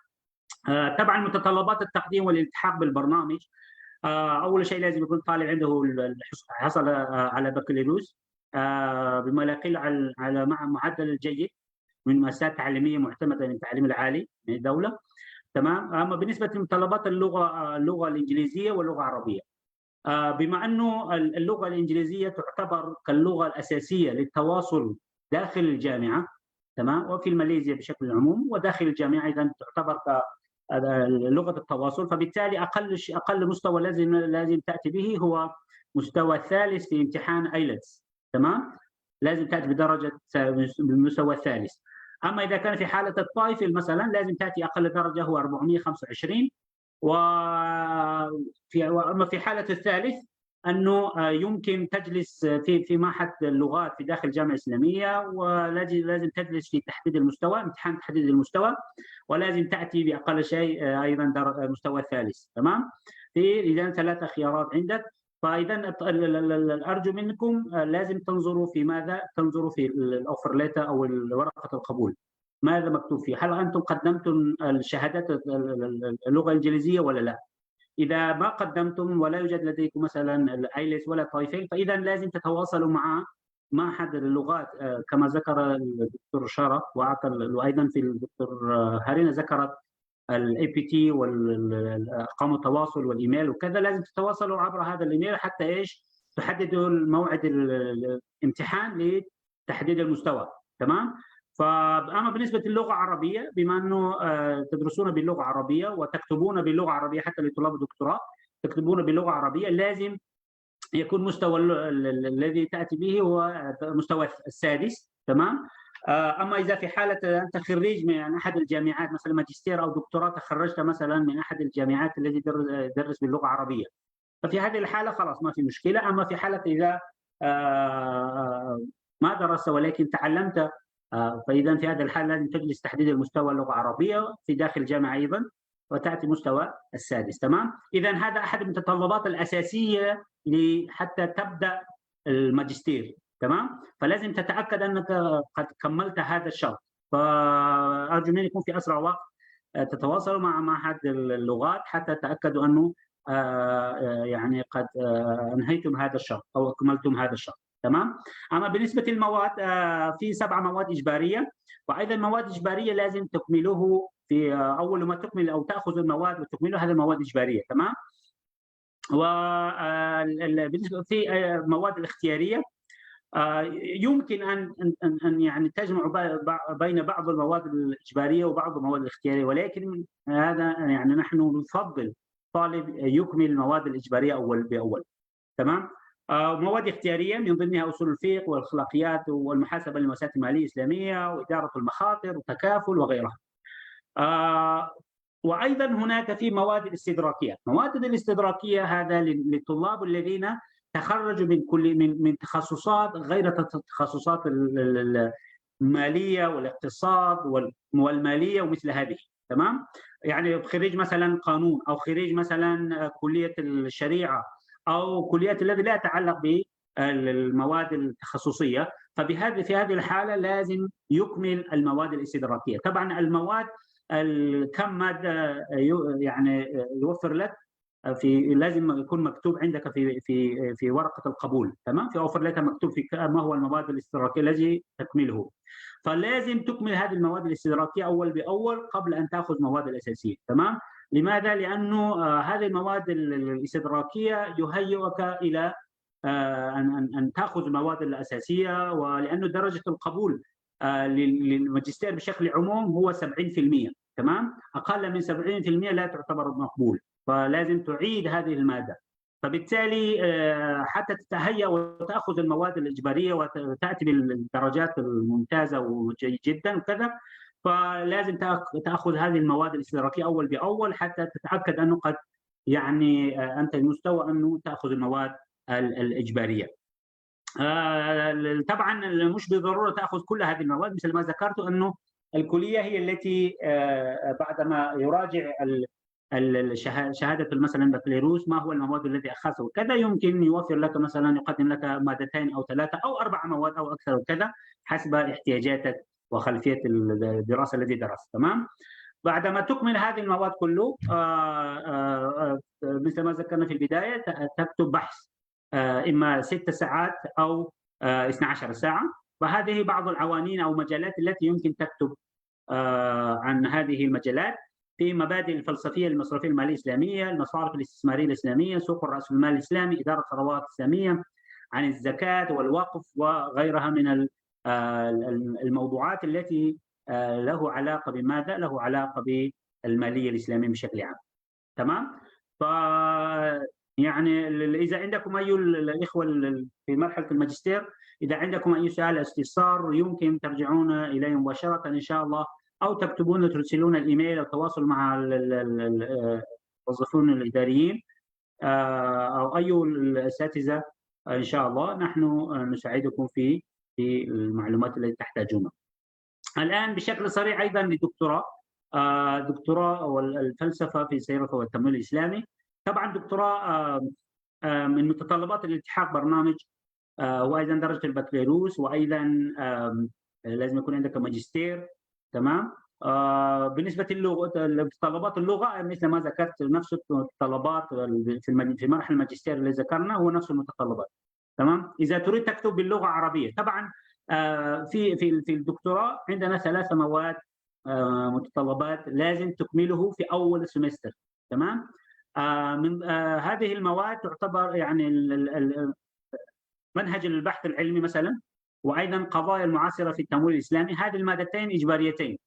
تمام. مادتين اجباريتين. اما يمكن تختار احد من المواد من هذه المادتين الاخريتين، المنهج النوعي، اما تاخذ منهج النوعي او تاخذ منهج الكمي، احدهما الذي يتعلق بالبحث. تمام. الخطه التي قدمتها وتريد تكتب في المستقبل، تمام، يمكن تاخذ احد هذه. اذا بحثت في المستقبل تكتب عن طريق المنهج النوعي باستخدام منهج نوعي، فاذا لازم تاخذ الماده التي المنهج النوعي. واذا تريد تكتب بمثلا استخدام منهج المزدوج او المنهج النوعي والكمي مع بعض، في هذه الحاله يمكن ايضا تشارك في المادتين، ما لا توجد مشكله. تمام. ولكن المطلوب هو 3 مواد فقط. اما بالنسبه للبروسيس بتاع الدراسه الدكتوراه هو مثل ما ذكرنا انه هذه 3 مواد لازم تكملوا في السمستر الاول، اذا حصل شيء ظروف وكذا اقصى شيء في السمستر الثاني، يعني في السنه الاولى لازم تكمل وهذه المواد. طبعا هذه المواد لا توجد فيه درجات، الدرجات هو النجاح او رسوب. تمام. ولكن مثل ما ذكرنا انه درجه او المستوى او الدرجه التي مقبوله للنجاح هو 70%، لازم تاتي اقل شيء ب 70%. بعدما كملتم في السمستر الاول هذه في بعض الفورم لازم تملأه وتقدم كل سمستر. تمام. مثلا في السمستر الاول هنا مكتوب الفورم اسمه A1. تمام. لازم هذا يسمونه فورم للتسجيل وللمواد، لازم تملأه وتقدمه في الإدارة. تمام. في فورم مثلا رقم 6B مثلا لكتابة البحث باللغة العربية. هذا إذا تريد تكتب باللغة العربية من السمستر الأول لازم تملأ هذا الفورم. تمام. تملأه وتسلمه في الإدارة حتى يكون إيش يسمح لك بكتابة الرسالة باللغة العربية. واضح؟ في السمستر الثاني في ايضا فورم رقم 6A مثلا للتسجيل مقترح البحث. في السمستر الثاني لازم تسجل المقترح. هو الاخوه الذي تخرجوا من دول عربيه في عاده في الجامعات الدول العربيه وفي بعض الجامعات الاخرى او دول اخرى مثلا لا لطلاب دكتوراه لا يعني يسجلون مره واحده وبعد خلاص، ولكن هنا في ماليزيا نظامه يختلف، في كل سمستر انت لازم تسجل، وطريقه تسجيله سهل جدا. هذا الفورم الذي ذكرنا ارقامه 6A و5A وكذا، هذا تتحصل هذه الفورم من موقع CPS الذي ذكرها الدكتور شارة والدكتور نور فهرينا. يعني انت تحصل عن الموقع الجامعه، تمام، وتملاه وتاخذ وايضا تقدم الفورم لتعيين المشرف. طبعا من خلال دراستك ثلاث مواد في السمستر الاول او السنه الاولى، المفروض قد يعني تعرفتم مع الاساتذه والدكاتره والبروفيسورات لتعيينهم كمشرف، فاذا وافق هو لمقترحك وكذا فالمفروض تقدم تملا هذا الفورم وهو او هي يعني يوقع او توقع على الفورم وتقدم حتى يكون تحدد المشرف او تعين المشرف من السمستر الثاني. وهكذا السمستر الثالث المفروض انت يعني يكون دفاع المقترح او ديفنس، تمام، بروبوزال ديفنس. فطبعا هنا في النقطه الملاحظه المهمه الذي يريد اشارك معكم هنا، دفاع المقترح هنا في ماليزيا عموما في كليتنا نحن يختلف، لازم يكون قد كملت ثلاثه شابترات، ثلاثه فصول، تمام، الفصل الاول بتاع المقدمه، الفصل الثاني بتاع الدراسات السابقه، الفصل الثالث لمنهجيه. هذه ثلاثه فصول قد كملتم والمشرف اقتنع ووافق ان تمشي للدفاع، تمام. فلازم يكون مشرفك لازم تتواصل مع مشرف دوما، ومشرف يساعدك ويرشدك انه يعني تقدم للمقترح ان شاء الله في السمستر الثالث. وفي السمستر الرابع ايضا في فورم A رقم 8A التقرير عن تقديم المقترح، اين تواصلت. كل سمستر لازم يكون هناك فورم تملاه لتقرير اين وصلت، يعني المشرف ايضا مثلا كتبت الفصل الاول الفصل الثاني وكذا، ودخلت قدمت مثلا لدفاع الخطه مقترح، فهذا كله المفروض يكتب والمشرف يوقع نعم وصل على هذا وهذا هو يسمونه تقرير، تمام. وهذا ايضا يساعدك للاخوه للموافدين الذي يحتاجون الى اقامه، فبالتالي لازم يعني تاخذ هذه الاوراق وتاخذ توقيعات يعني كل سمستر، تمام، حتى لا تواجهون مشاكل عند تقديم الفيزا والاقامه. وبعدين السمستر الخامس هو نفس الشيء، والسمستر السادس هو يكون في سنه ثانيه اقل شيء، يمكن تقدمون لمناقشه وللفيفا وتتخرجون ان شاء الله بالسلام. اذا هذا هو الاشياء الاساسيه التي المفروض يكون في بالكم، انه من السمستر الاول لازم تمشي على اساس المتطلبات والقوانين واللوائح، ان شاء الله لا تواجهون اي مشاكل وصعوبات. طبعا هذه المجالات البحث الذي يمكن تكتب عنه اي عنوان الذي يتعلق به والماليه الاسلاميه والتاريخ بشكل عام، وطبعا المشرف المفروض يوافق عن عنوان الذي اخترته. اذا ليس هو فقط انت، ولكن المشرف ايضا لازم تقنع المشرف بان هذا العنوان يكون مناسب لمرحله الدكتوراه. فلا اريد ان اطول اكثر من هذا، بس هذا المحاضرون والاساتذه في قسم العربي. عندنا بروفيسور دكتور انكو ربيعه عدويه، وعندنا اسوشيت بروفيسور دكتور عزمه محمد نور، واسوشيت بروفيسور دكتور ازنان حسن، وايضا اسيستنت بروفيسور دكتور اول ادم، واسيستنت بروفيسور دكتور نور فرحه مهدي، وايضا اسيستنت بروفيسور دكتور حبيب الله، واسيستنت بروفيسور دكتور عبد المجيد عبيد حسن. وبهذا اكتفي، وجزاكم الله خيرا وبارك الله فيكم. فاذا عندكم اي استفسارات او شيء ان شاء الله في اي وقت نحن موجودين نساعدكم ونوفر لكم المعلومات ان شاء الله. السلام عليكم ورحمه الله وبركاته. I pass to you, Sister Fabila. Thank you. Thank you, Dr. Ashraf. MashaAllah. Welcome. Okay, I would like to invite Associate Professor Dr. Razali Harun, Deputy Dean, Postgraduate and Responsible Research, to talk on research and publication. Kita silakan Dr. Razali.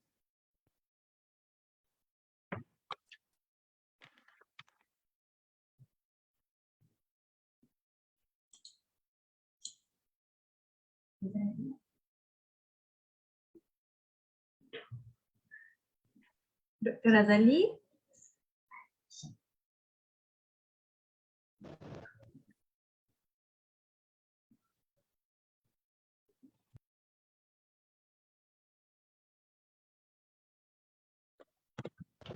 Hari ni ramai main cak-cak kat Dila. Assalamualaikum. Dila dengar tak? Dengar, Doktor.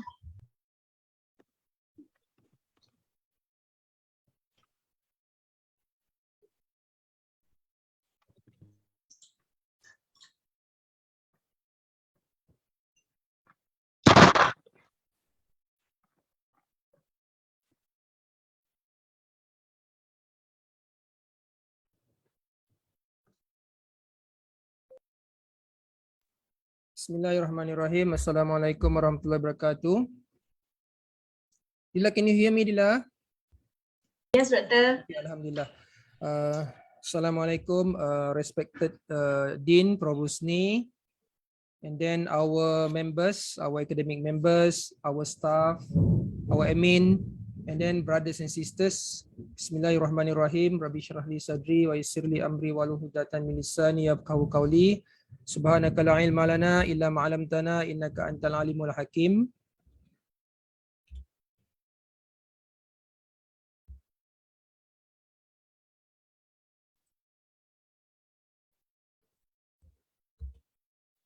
Okay, for today's session, I want to share with you all, okay, two important things with regards to research and publication. All right, because when you enroll into the postgraduate program, definitely that you need to write, right? You need to perform research, right? So therefore, for us to perform research, we need to have the sources or referencing for our academic work or our research work, right? So that will be number one. So I'm going to share with you where are the sources that you can search for in order for you to perform your research. Okay, this is very relevant in the case of master students because you want to do assignment, right? And at the same time, you will be opted for the research project. Okay, that's where the sources is very important. And what else for the PhD students, because you need to perform your thesis, right? Now, number two, I'm also like to share with you with regards to journal indexing. So this journal indexing basically refers to which journal that you can refer or which journal that you can send your work, eventually for your work to be published, all right? And then if you talk about journal, surely that there will be a publisher of that journal. So these are basically two important information that I would like to share with you. So therefore you can plan for your publication. And I hope it can assist your research work because publication is part of your graduating requirement for PhD students, all right? Okay, now with regards to the academic source reference, the first one, I will share one database called Scopus. Okay, now Scopus database is the mandatory academic source reference. Okay, now apart from Scopus, I believe some of you may be familiar with Google Scholar. All right. Now, I would like to also remind here, Google Scholar is not academic source reference. So as a postgraduate students, my advice is be familiar with Scopus database because that is the mandatory academic source reference. But you can also from time to time refer to Google Scholar, but you need to bear in mind Google Scholar is not academic reference. So if you refer to reference which is not academic referencing, there is a risk that the quality of your reference may not be valid, may not be in quality. All right, so I hope it's clear, yeah? Now, the first thing is on Scopus database. Okay, now this Scopus database is actually, you can access to it because it is subscribed by IIUM University Library. So it's free for you. It's free for you, so you can access freely. All right, now when you access into the Scopus database, let's say for example, for your project paper or for your PhD, you plan to do on, for example, you plan to do on Islamic social finance. All right. So therefore, you want to access or you want to collect papers or you want to collect referencings that written on Islamic social finance in relation to the article title on the left-hand side. Article title, abstract or keywords. So meaning in the article title, in the abstract and in the keywords, it contains the word Islamic and social and finance. So that's the general idea. So I'm giving you one example. So if you want to search, that depends on the project that you are working with. All right. Now, after I go into the Scopus database, looking for any documents having Islamic social finance, I found there are 480 documents. So Scopus call it results. So there are 480 documents. All right. So next. Okay. So in these 480 documents in the Scopus database, right? So you can have each title that represent the 480 documents. So you can see here, for example, paper number 1 or article number 1 talks about Indonesia. Then you have social finance in Nigeria. So total is 480 as far as captured by the Scopus database. So in here, it also details the authors and it also give you the journal that appear the article. All right. And then on the left-hand side, you can also have how many articles that carries the title Islamic Social Finance. For example, in 2022, there are 15 papers. So in 2021, there are 87 papers. All right. So this is very important because if you want to perform academic research, when you want to write on research paper, you need to have referencing. Okay, you need to have a valid referencing. So one of the valid referencing is from the Scopus database. All right. Okay, let's say for example, okay, I have identified paper number 6, all right, which is obtained from the Scopus database. And then the title is Proposed Model of Integrated Islamic Commercial and Social Finance for Islamic Bank in Indonesia. Okay, let's say for example, this paper interests me, all right? And then you know who are the authors and you know which year that this paper got published and then in which journal that it appears. So in the Scopus database, it gives you all information, all right? But in addition to that, in which you don't find it in any other academic database, you will find that you can also get abstract of this paper, all right? You can get abstract of this paper. So you can read the abstract. If the abstract suits your interest, suits your project, then you can download the paper, which is the full text, okay? And here it also tells you who are the publisher of this article. That means all the 480 articles, remember, that captured Islamic social finance, you will know who are the publisher of the journal that captured the article that containing Islamic social finance. Right? Now, I have downloaded the abstract. So this is the abstract that I can share with you.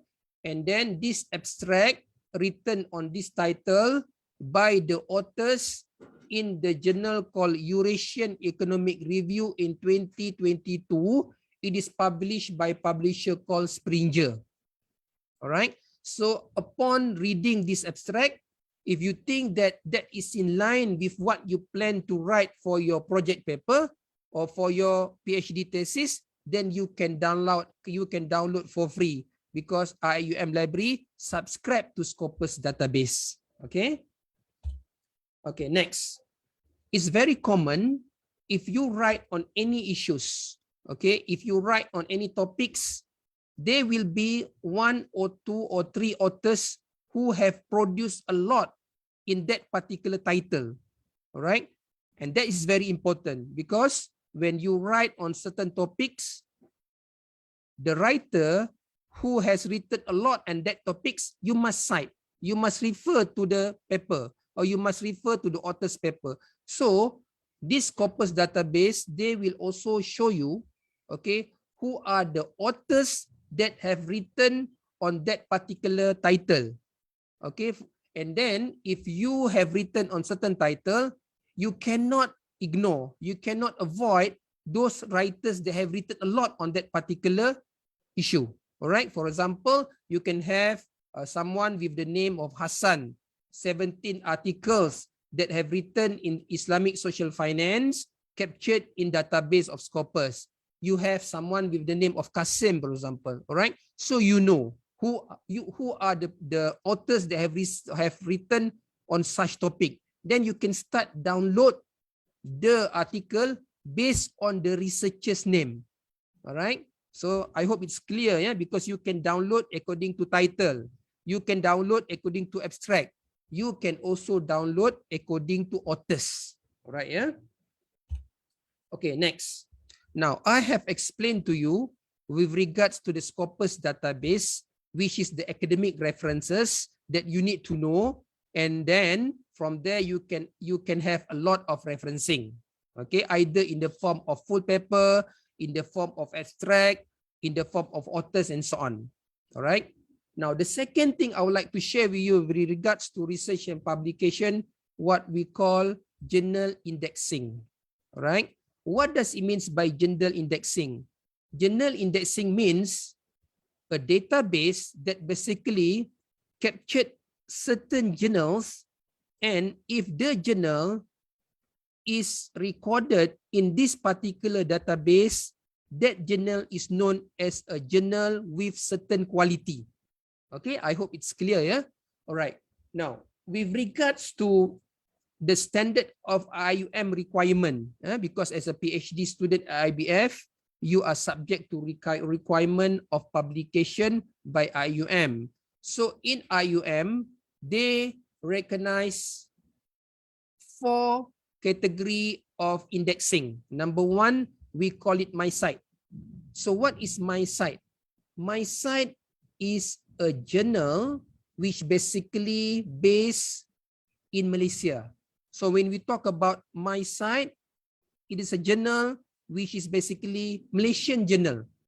Okay, if some of you coming from Indonesia, you know, you have indexing called Sinta. Okay, but for your publication requirement, MySite is basically qualified as the index journal. All right, I hope it's clear, yeah? Now, the second one, you can also have, of course, any journals that is indexed or that is recorded in Scopus. This is also known as a well-known journal.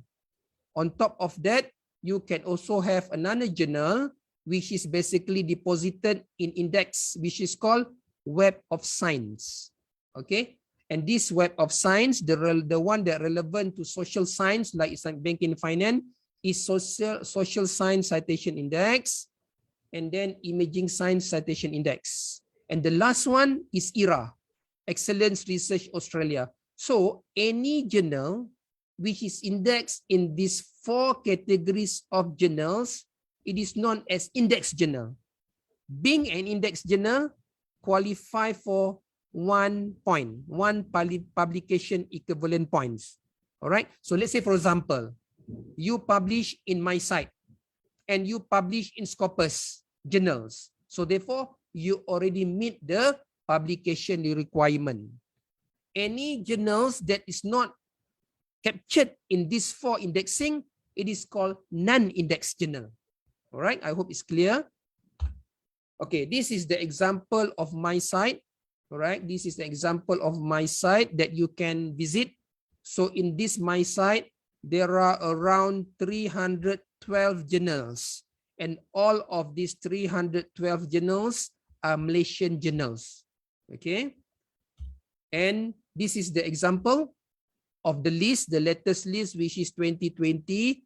All right, you can download from the website, and you can also get it from me if you want to know the detail of the journal that basically established in Malaysia. If you publish in any of this journal, you are basically qualified for the 1 publication equivalent point. All right.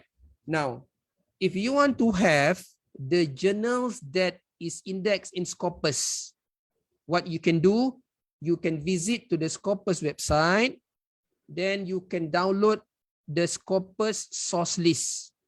So in this Scopus source list, it will tell you all the journal that basically index in Scopus. There are thousands of journals that is indexed in Scopus. Next, I also like to tell you that basically, unless the MySite just now, which is the Malaysian journal, all the publisher are Malaysian publishers. But in the case of publisher in Scopus, all here are basically, it can be Malaysian publishers, and of course it can be international publishers. So as a researcher, please make yourself familiar with known or established publisher like Elsevier, Springer, Wiley Blackwell, Taylor and Francis, Sage, Emerald, InDesign, and so on. So all these publishers are basically a known publisher that have their journal index in Scopus. But 60% of the publishers are actually outside of these publishers that I mentioned here. All right. So in order for you to know who are the 60% of the publisher which basically publish index journal or quality journal, what you need to do, you need to go into the Scopus database. All right. You need to go into the Scopus database. Then you can have many other publishers. All right. At this point of time, I just want to share with you Elsevier, Springer, Emerald. These are basically a known publisher which have many journal in Scopus database. So total publishers is actually 5,000 in Scopus database. Okay, next. Next is basically journal in Web of Science. So in the journal Web of Science, you can access into this website. So in this website, you can focus into Social Science Citation Index. You can download the name of the journals. And then you can also go into Emerging Sources Citation Index. You can download the journals for your reference. All right. Okay, so that's all for me that I want to share with you today. All right. So if you need any further clarification, all right, if you need any further explanation, okay, you can email me. Inshallah, I'll try to guide you with regards to where do you want to publish, you know, which system that you can go into with regards to your postgraduate journey. Thank you very much. Assalamualaikum warahmatullahi wabarakatuh. Waalaikumsalam warahmatullahi wabarakatuh. Thank you, Dr. Razali, for a clear and concise explanation. Dear respected student of IIBF, let's move to the next agenda. Ladies and gentlemen, we would like to invite Dr. Nur Farha Mahadi, our Deputy Dean, to brief us on student development and community engagement. She is also the advisor of IIBF Student Society. Fatafadol mashkura. Shukran, Sister Fadila, and thank you everyone. Bismillahirrahmanirrahim. All praises be to Allah, the most gracious, the most merciful, who has bestowed upon human being the enlightenment of knowledge. Praise be to Allah and peace be bestowed upon Prophet Sallallahu Alaihi Wasallam, his family and all of his companions. As the Deputy Dean of Student Development and Community Engagement, all I can say is that our student welfare is our utmost concern. Okay, and then my role here is to ensure that each of you enjoy your academic pursuit in the best manner, in line with the university's regulations, guidelines, and expectations. And as your concern is my concern, is our concerns, you can reach us on genuine case that requires IIBF interventions, because we are here for you and we are ready to be of your assistance, inshallah. And here, as you can see, this is the concise chart organization. So for Deputy Dean, Student Development and Community Engagement, here I am supported by our alumni and then Student Society, as well as a flagship as well. And here we have for IIBF Alumni Wings, we have Dr. Awal Adam, the coordinator, and for flagship is led by Dr. Shara Shahira. And for IIBF Student Society, we have our brother Anwar as the president. As I was saying, that our concerns is always about your concerns, and you can always reach us on genuine case that requires our interventions. And in accordance with this particular objective, here in IIBF, we offer diverse range of assistance rendered to our students in terms of financial support as well as non-financial support. And we identified excellent opportunity to empower and engage our students during the discussion with, with the collaborations with other corporate companies, for instance, and then among of them, scholarship, potential employment exposure, like internship, fellowship placements, so on and so forth. And these programs hold immeasurable value for students' career to gain valuable work experience, and you can as well explore a career path while associate yourself in the industry. Okay. And how do we show that we care? How do we show that we care? So this is one of the project done through our IBF Sadaqah programs during pandemic and natural calamities that happened last year and this year. So what happened was during COVID-19, if you still remember, one of the given level of restriction imposed on the student and their inability to move in or move out of the campus. So these have taken tolls on them. And because of that, we have provided some reasonable kind of relief to them. So as you can see here, package of consumer items. And on September last year, 2021, Alhamdulillah, we have successfully distributed consumer item to our 35 students who's living in campus. All right, so this happened in September last year. And then earlier this year, in 2022, there was one positive case on campus and 2 students were under quarantine. And we sent brownies to support them mentally. Okay. And as for the Khairat Fund, under the IBF Sadaqah programs, we have identified 7 affected students during recent flood in, of course, in Malaysia in December 2021, last year. And Alhamdulillah, we have distributed flood relief assistance to these 7 affected students, and about 2,100 ringgit has been distributed to them. Okay, because we managed to contact them and knowing that the situations, how's the situations, and then so we decided to release the Khairat Fund to them. And how do we empower our students in IBF? Of course, there are many exciting and inspiring activities to be collaborated by you to enhance your confidence and skills. And then we'll go along the way, inshallah. So hope to see you around. And may this year be a great year where we all grow stronger, closer, and better together. And for those who are staying on campus, please take your phone and scan the QR code here as seen on the screen for better communication. So I'll be around, and then with other lecturers as well, and admin staff, as well as your brothers and sisters that's staying on campus. Can you see on the screen? So if it's possible for you, if you're staying on campus, maybe you can just scan the QR code here for better communications. All right. And so this is only for the IBF Student Society for 2021 to 2022. Okay. And then this is it. For better communications, you can email me and you can reach us anytime in the office, inshallah. All right. Thank you. I'll pass back the floor to Sister Fadila. Thank you so much, Dr. Farha. Now, I would like to invite our Dean, Professor Dr. Rusni Hassan, to announce the IIBF Dean's List recipient for Semester 1, 2021-2022. Please welcome, Prof. Thank you very much. Thank you very much, Sister Fadila.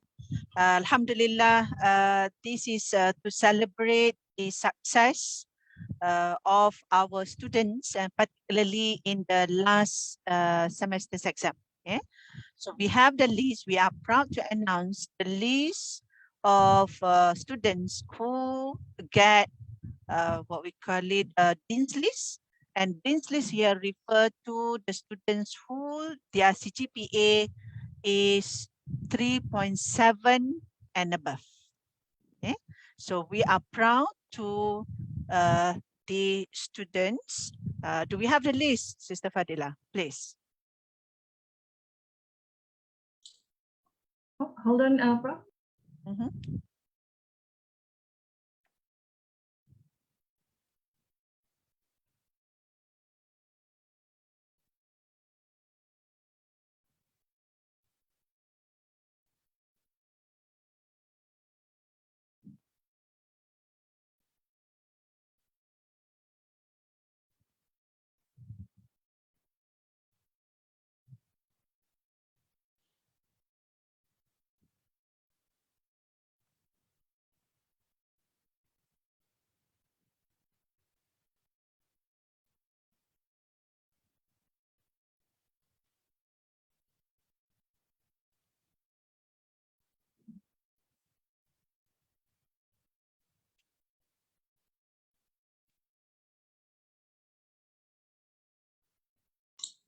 Prof, can you see the names?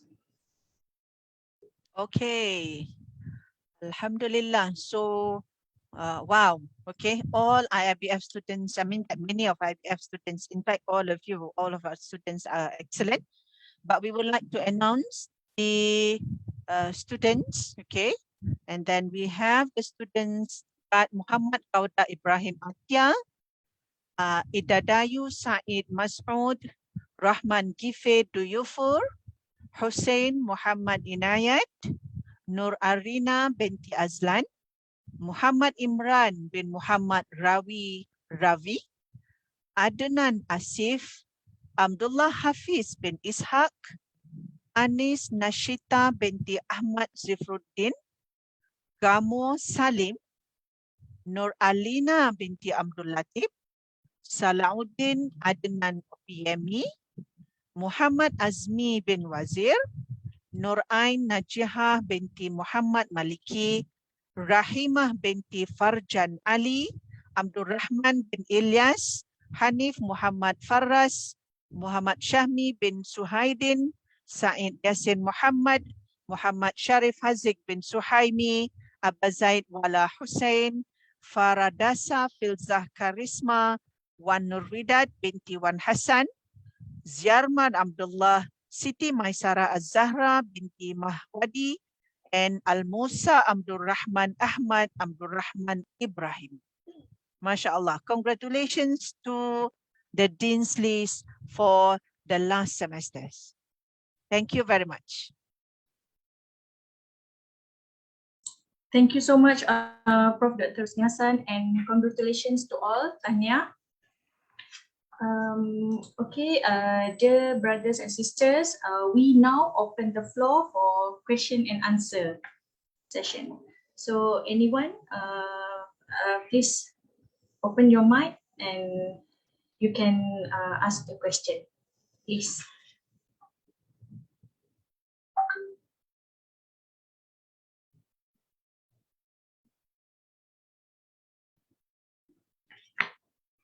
No one? I think Brother Jamil Usman is raising their hand. Assalamualaikum. Oh, Waalaikumsalam warahmatullah. Please, my question is, if a PhD student will be coming into Malaysia maybe a couple of weeks after the lectures has been started, what will you advise me for?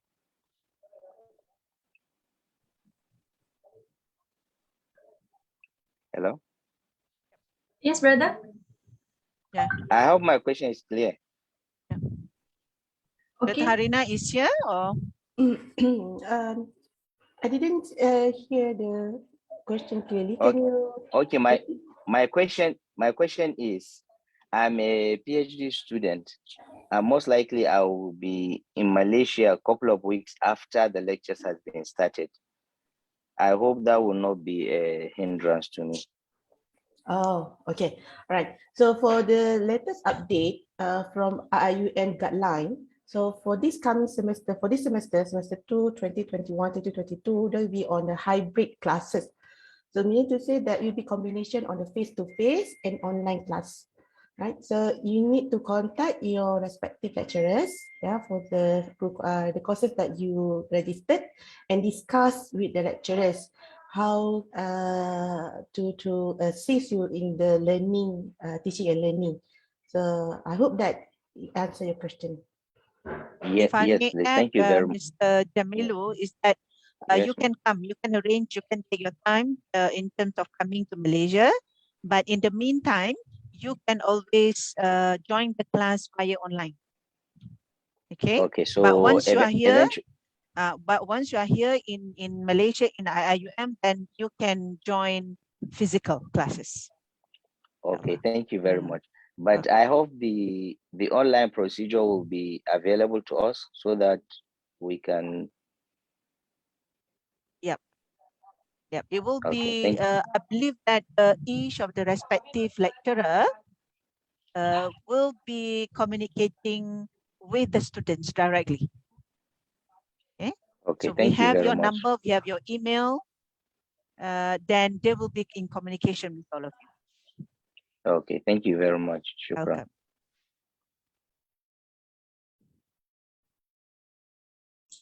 Okay, next question.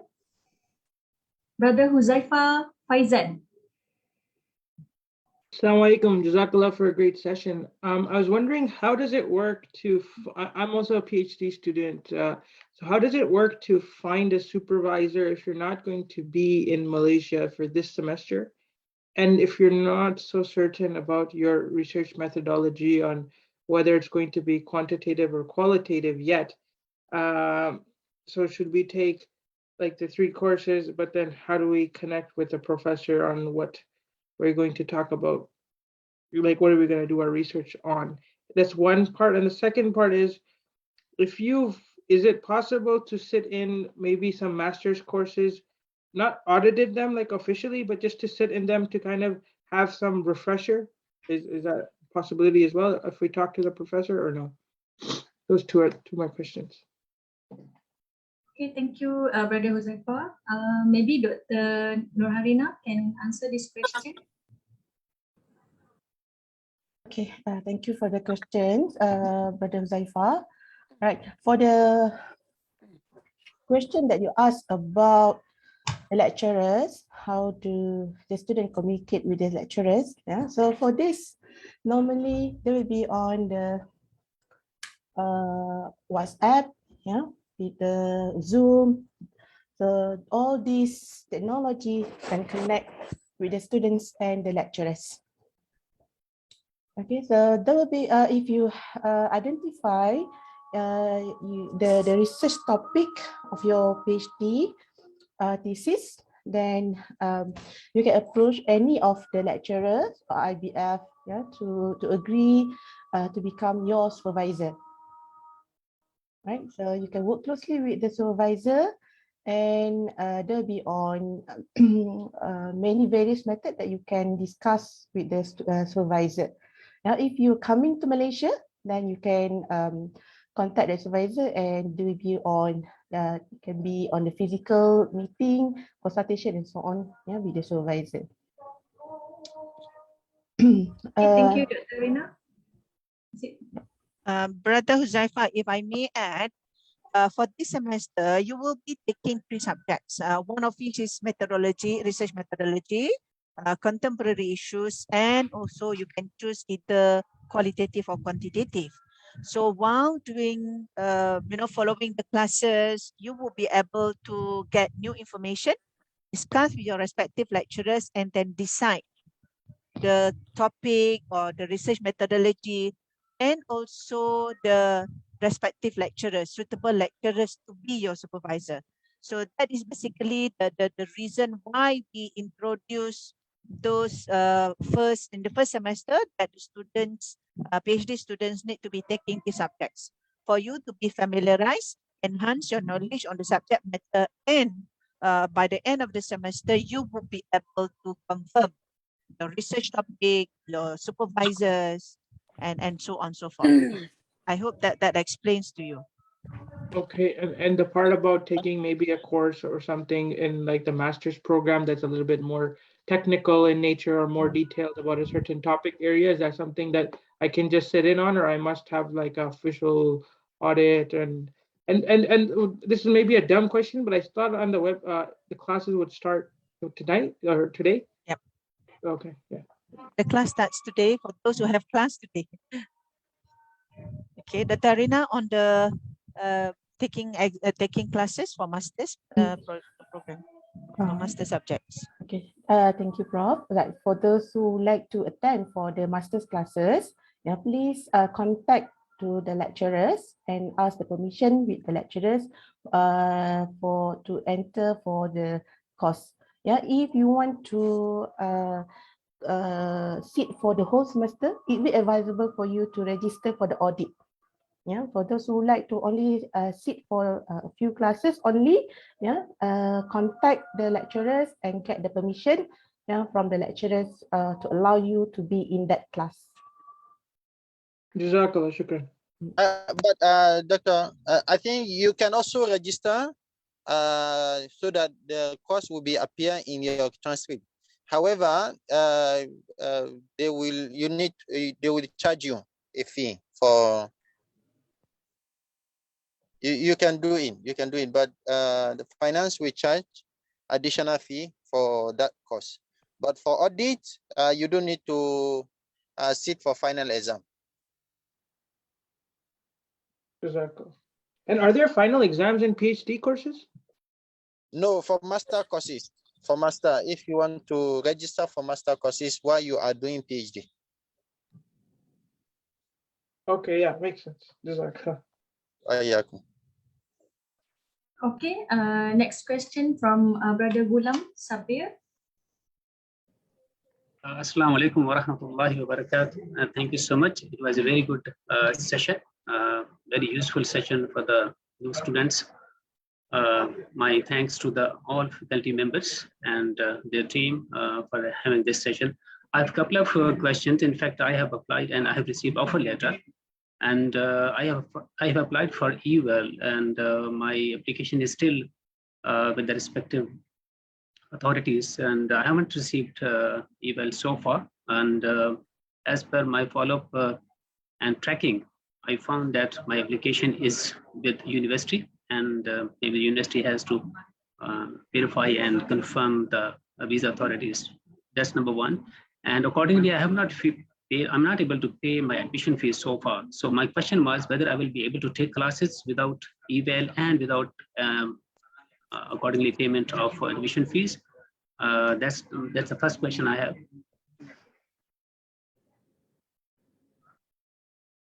Maybe Dr. Habib can answer this question. Okay, thank you, Mr. Gulam, for the question. For EWAL, I think you need to contact visa unit. However, you can email to them and CC to me so that I can follow up, inshallah. For matriculation, university requested from all students to have EWAL, then pay the tuition fee, and then they can matriculate. When you are matriculated, you can join the classes. I think that's a normal procedure. But inshallah, we are more than happy to assist you. You can email me. Inshallah, I will talk to visa unit to expedite for you, inshallah. Thank you so much, Dr. Habib. It was very helpful. My second question is that in the first semester, well, there are 2 core courses and 1 elective. So what will be the duration of the first semester? And if anybody likes to register for all 3 courses, 2 core courses and 1 elective, whether these all 3 courses will be offered simultaneously and will finish within the span of 6 months? Thank you. Dr. Harina, you can answer. Oh, if you are Dr. Harina, are you there? Okay, yeah. Okay, Dr. Habib, you can proceed. No problem, no problem. It's okay. You can answer the question, no problem. Okay. Brother Gulam, you're asking about the admission fee, is it? Because I didn't get clearly on your questions. I think he's asking about we have 2 compulsory courses and 1 elective. So his question is can he do both elective and the duration? But just for the sake of time, I think the elective courses you need to register as you register compulsory courses, and the duration is the same. But if you register 2 elective courses, you need to pay for 1 of them, because 1 will be like extra classes for you. I hope I answer your question. Classes will be for 1 semester, means that it is 3 months. Yep, it is 3 months, so you're going to finish it. So will be done, you are taking it simultaneously, the 3 courses. So you will be finishing all your courses within 1 semester. Okay, got that. Thank you so much, Okay. Dr. Hussain. Thank Okay. you. So, my last question, when we will be able to access the schedule of the program, the first semester, whether the university will provide us this complete schedule of the first semester? Actually, our academic team have emailed to all the students with the letters or this schedule. Please check your email. If you didn't receive it, please email to us. Then we will send to you the latest schedule for this semester. Thank you so much. Thank you. Right. Okay. Okay, thank you, Brother Olam. Next question from Brother. I don't know, maybe you can introduce yourself. Uses iPhone.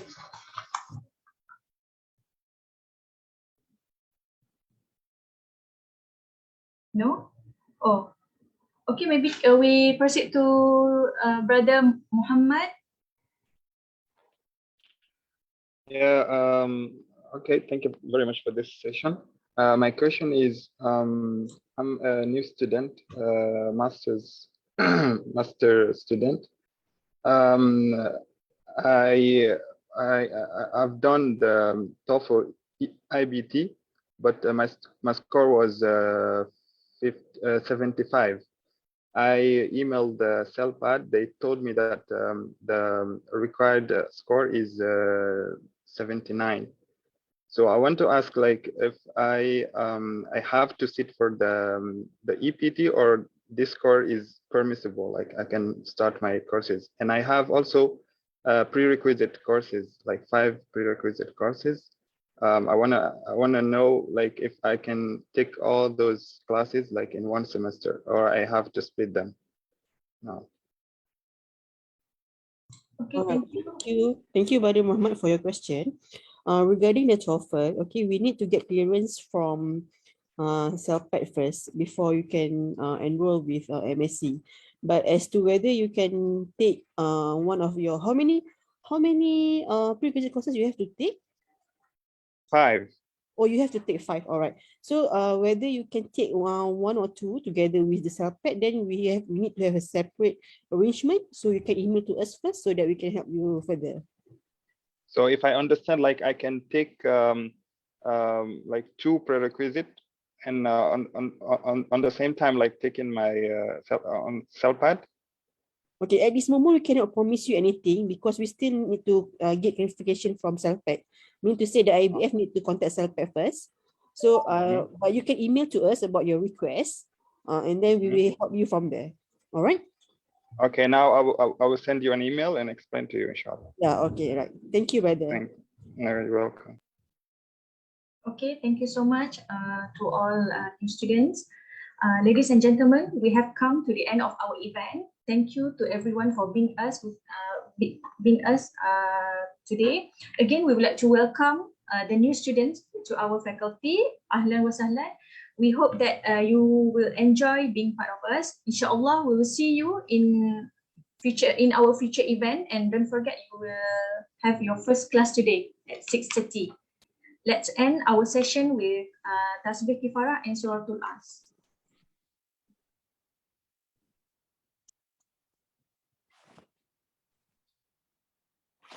Assalamu alaikum. Alaikum assalam wa rahmatullah. My name is Mahmoud. Oh, there's a question someone would like to ask or what? Yes. Uh-huh. So Okay. I am a postgraduate student, so I've met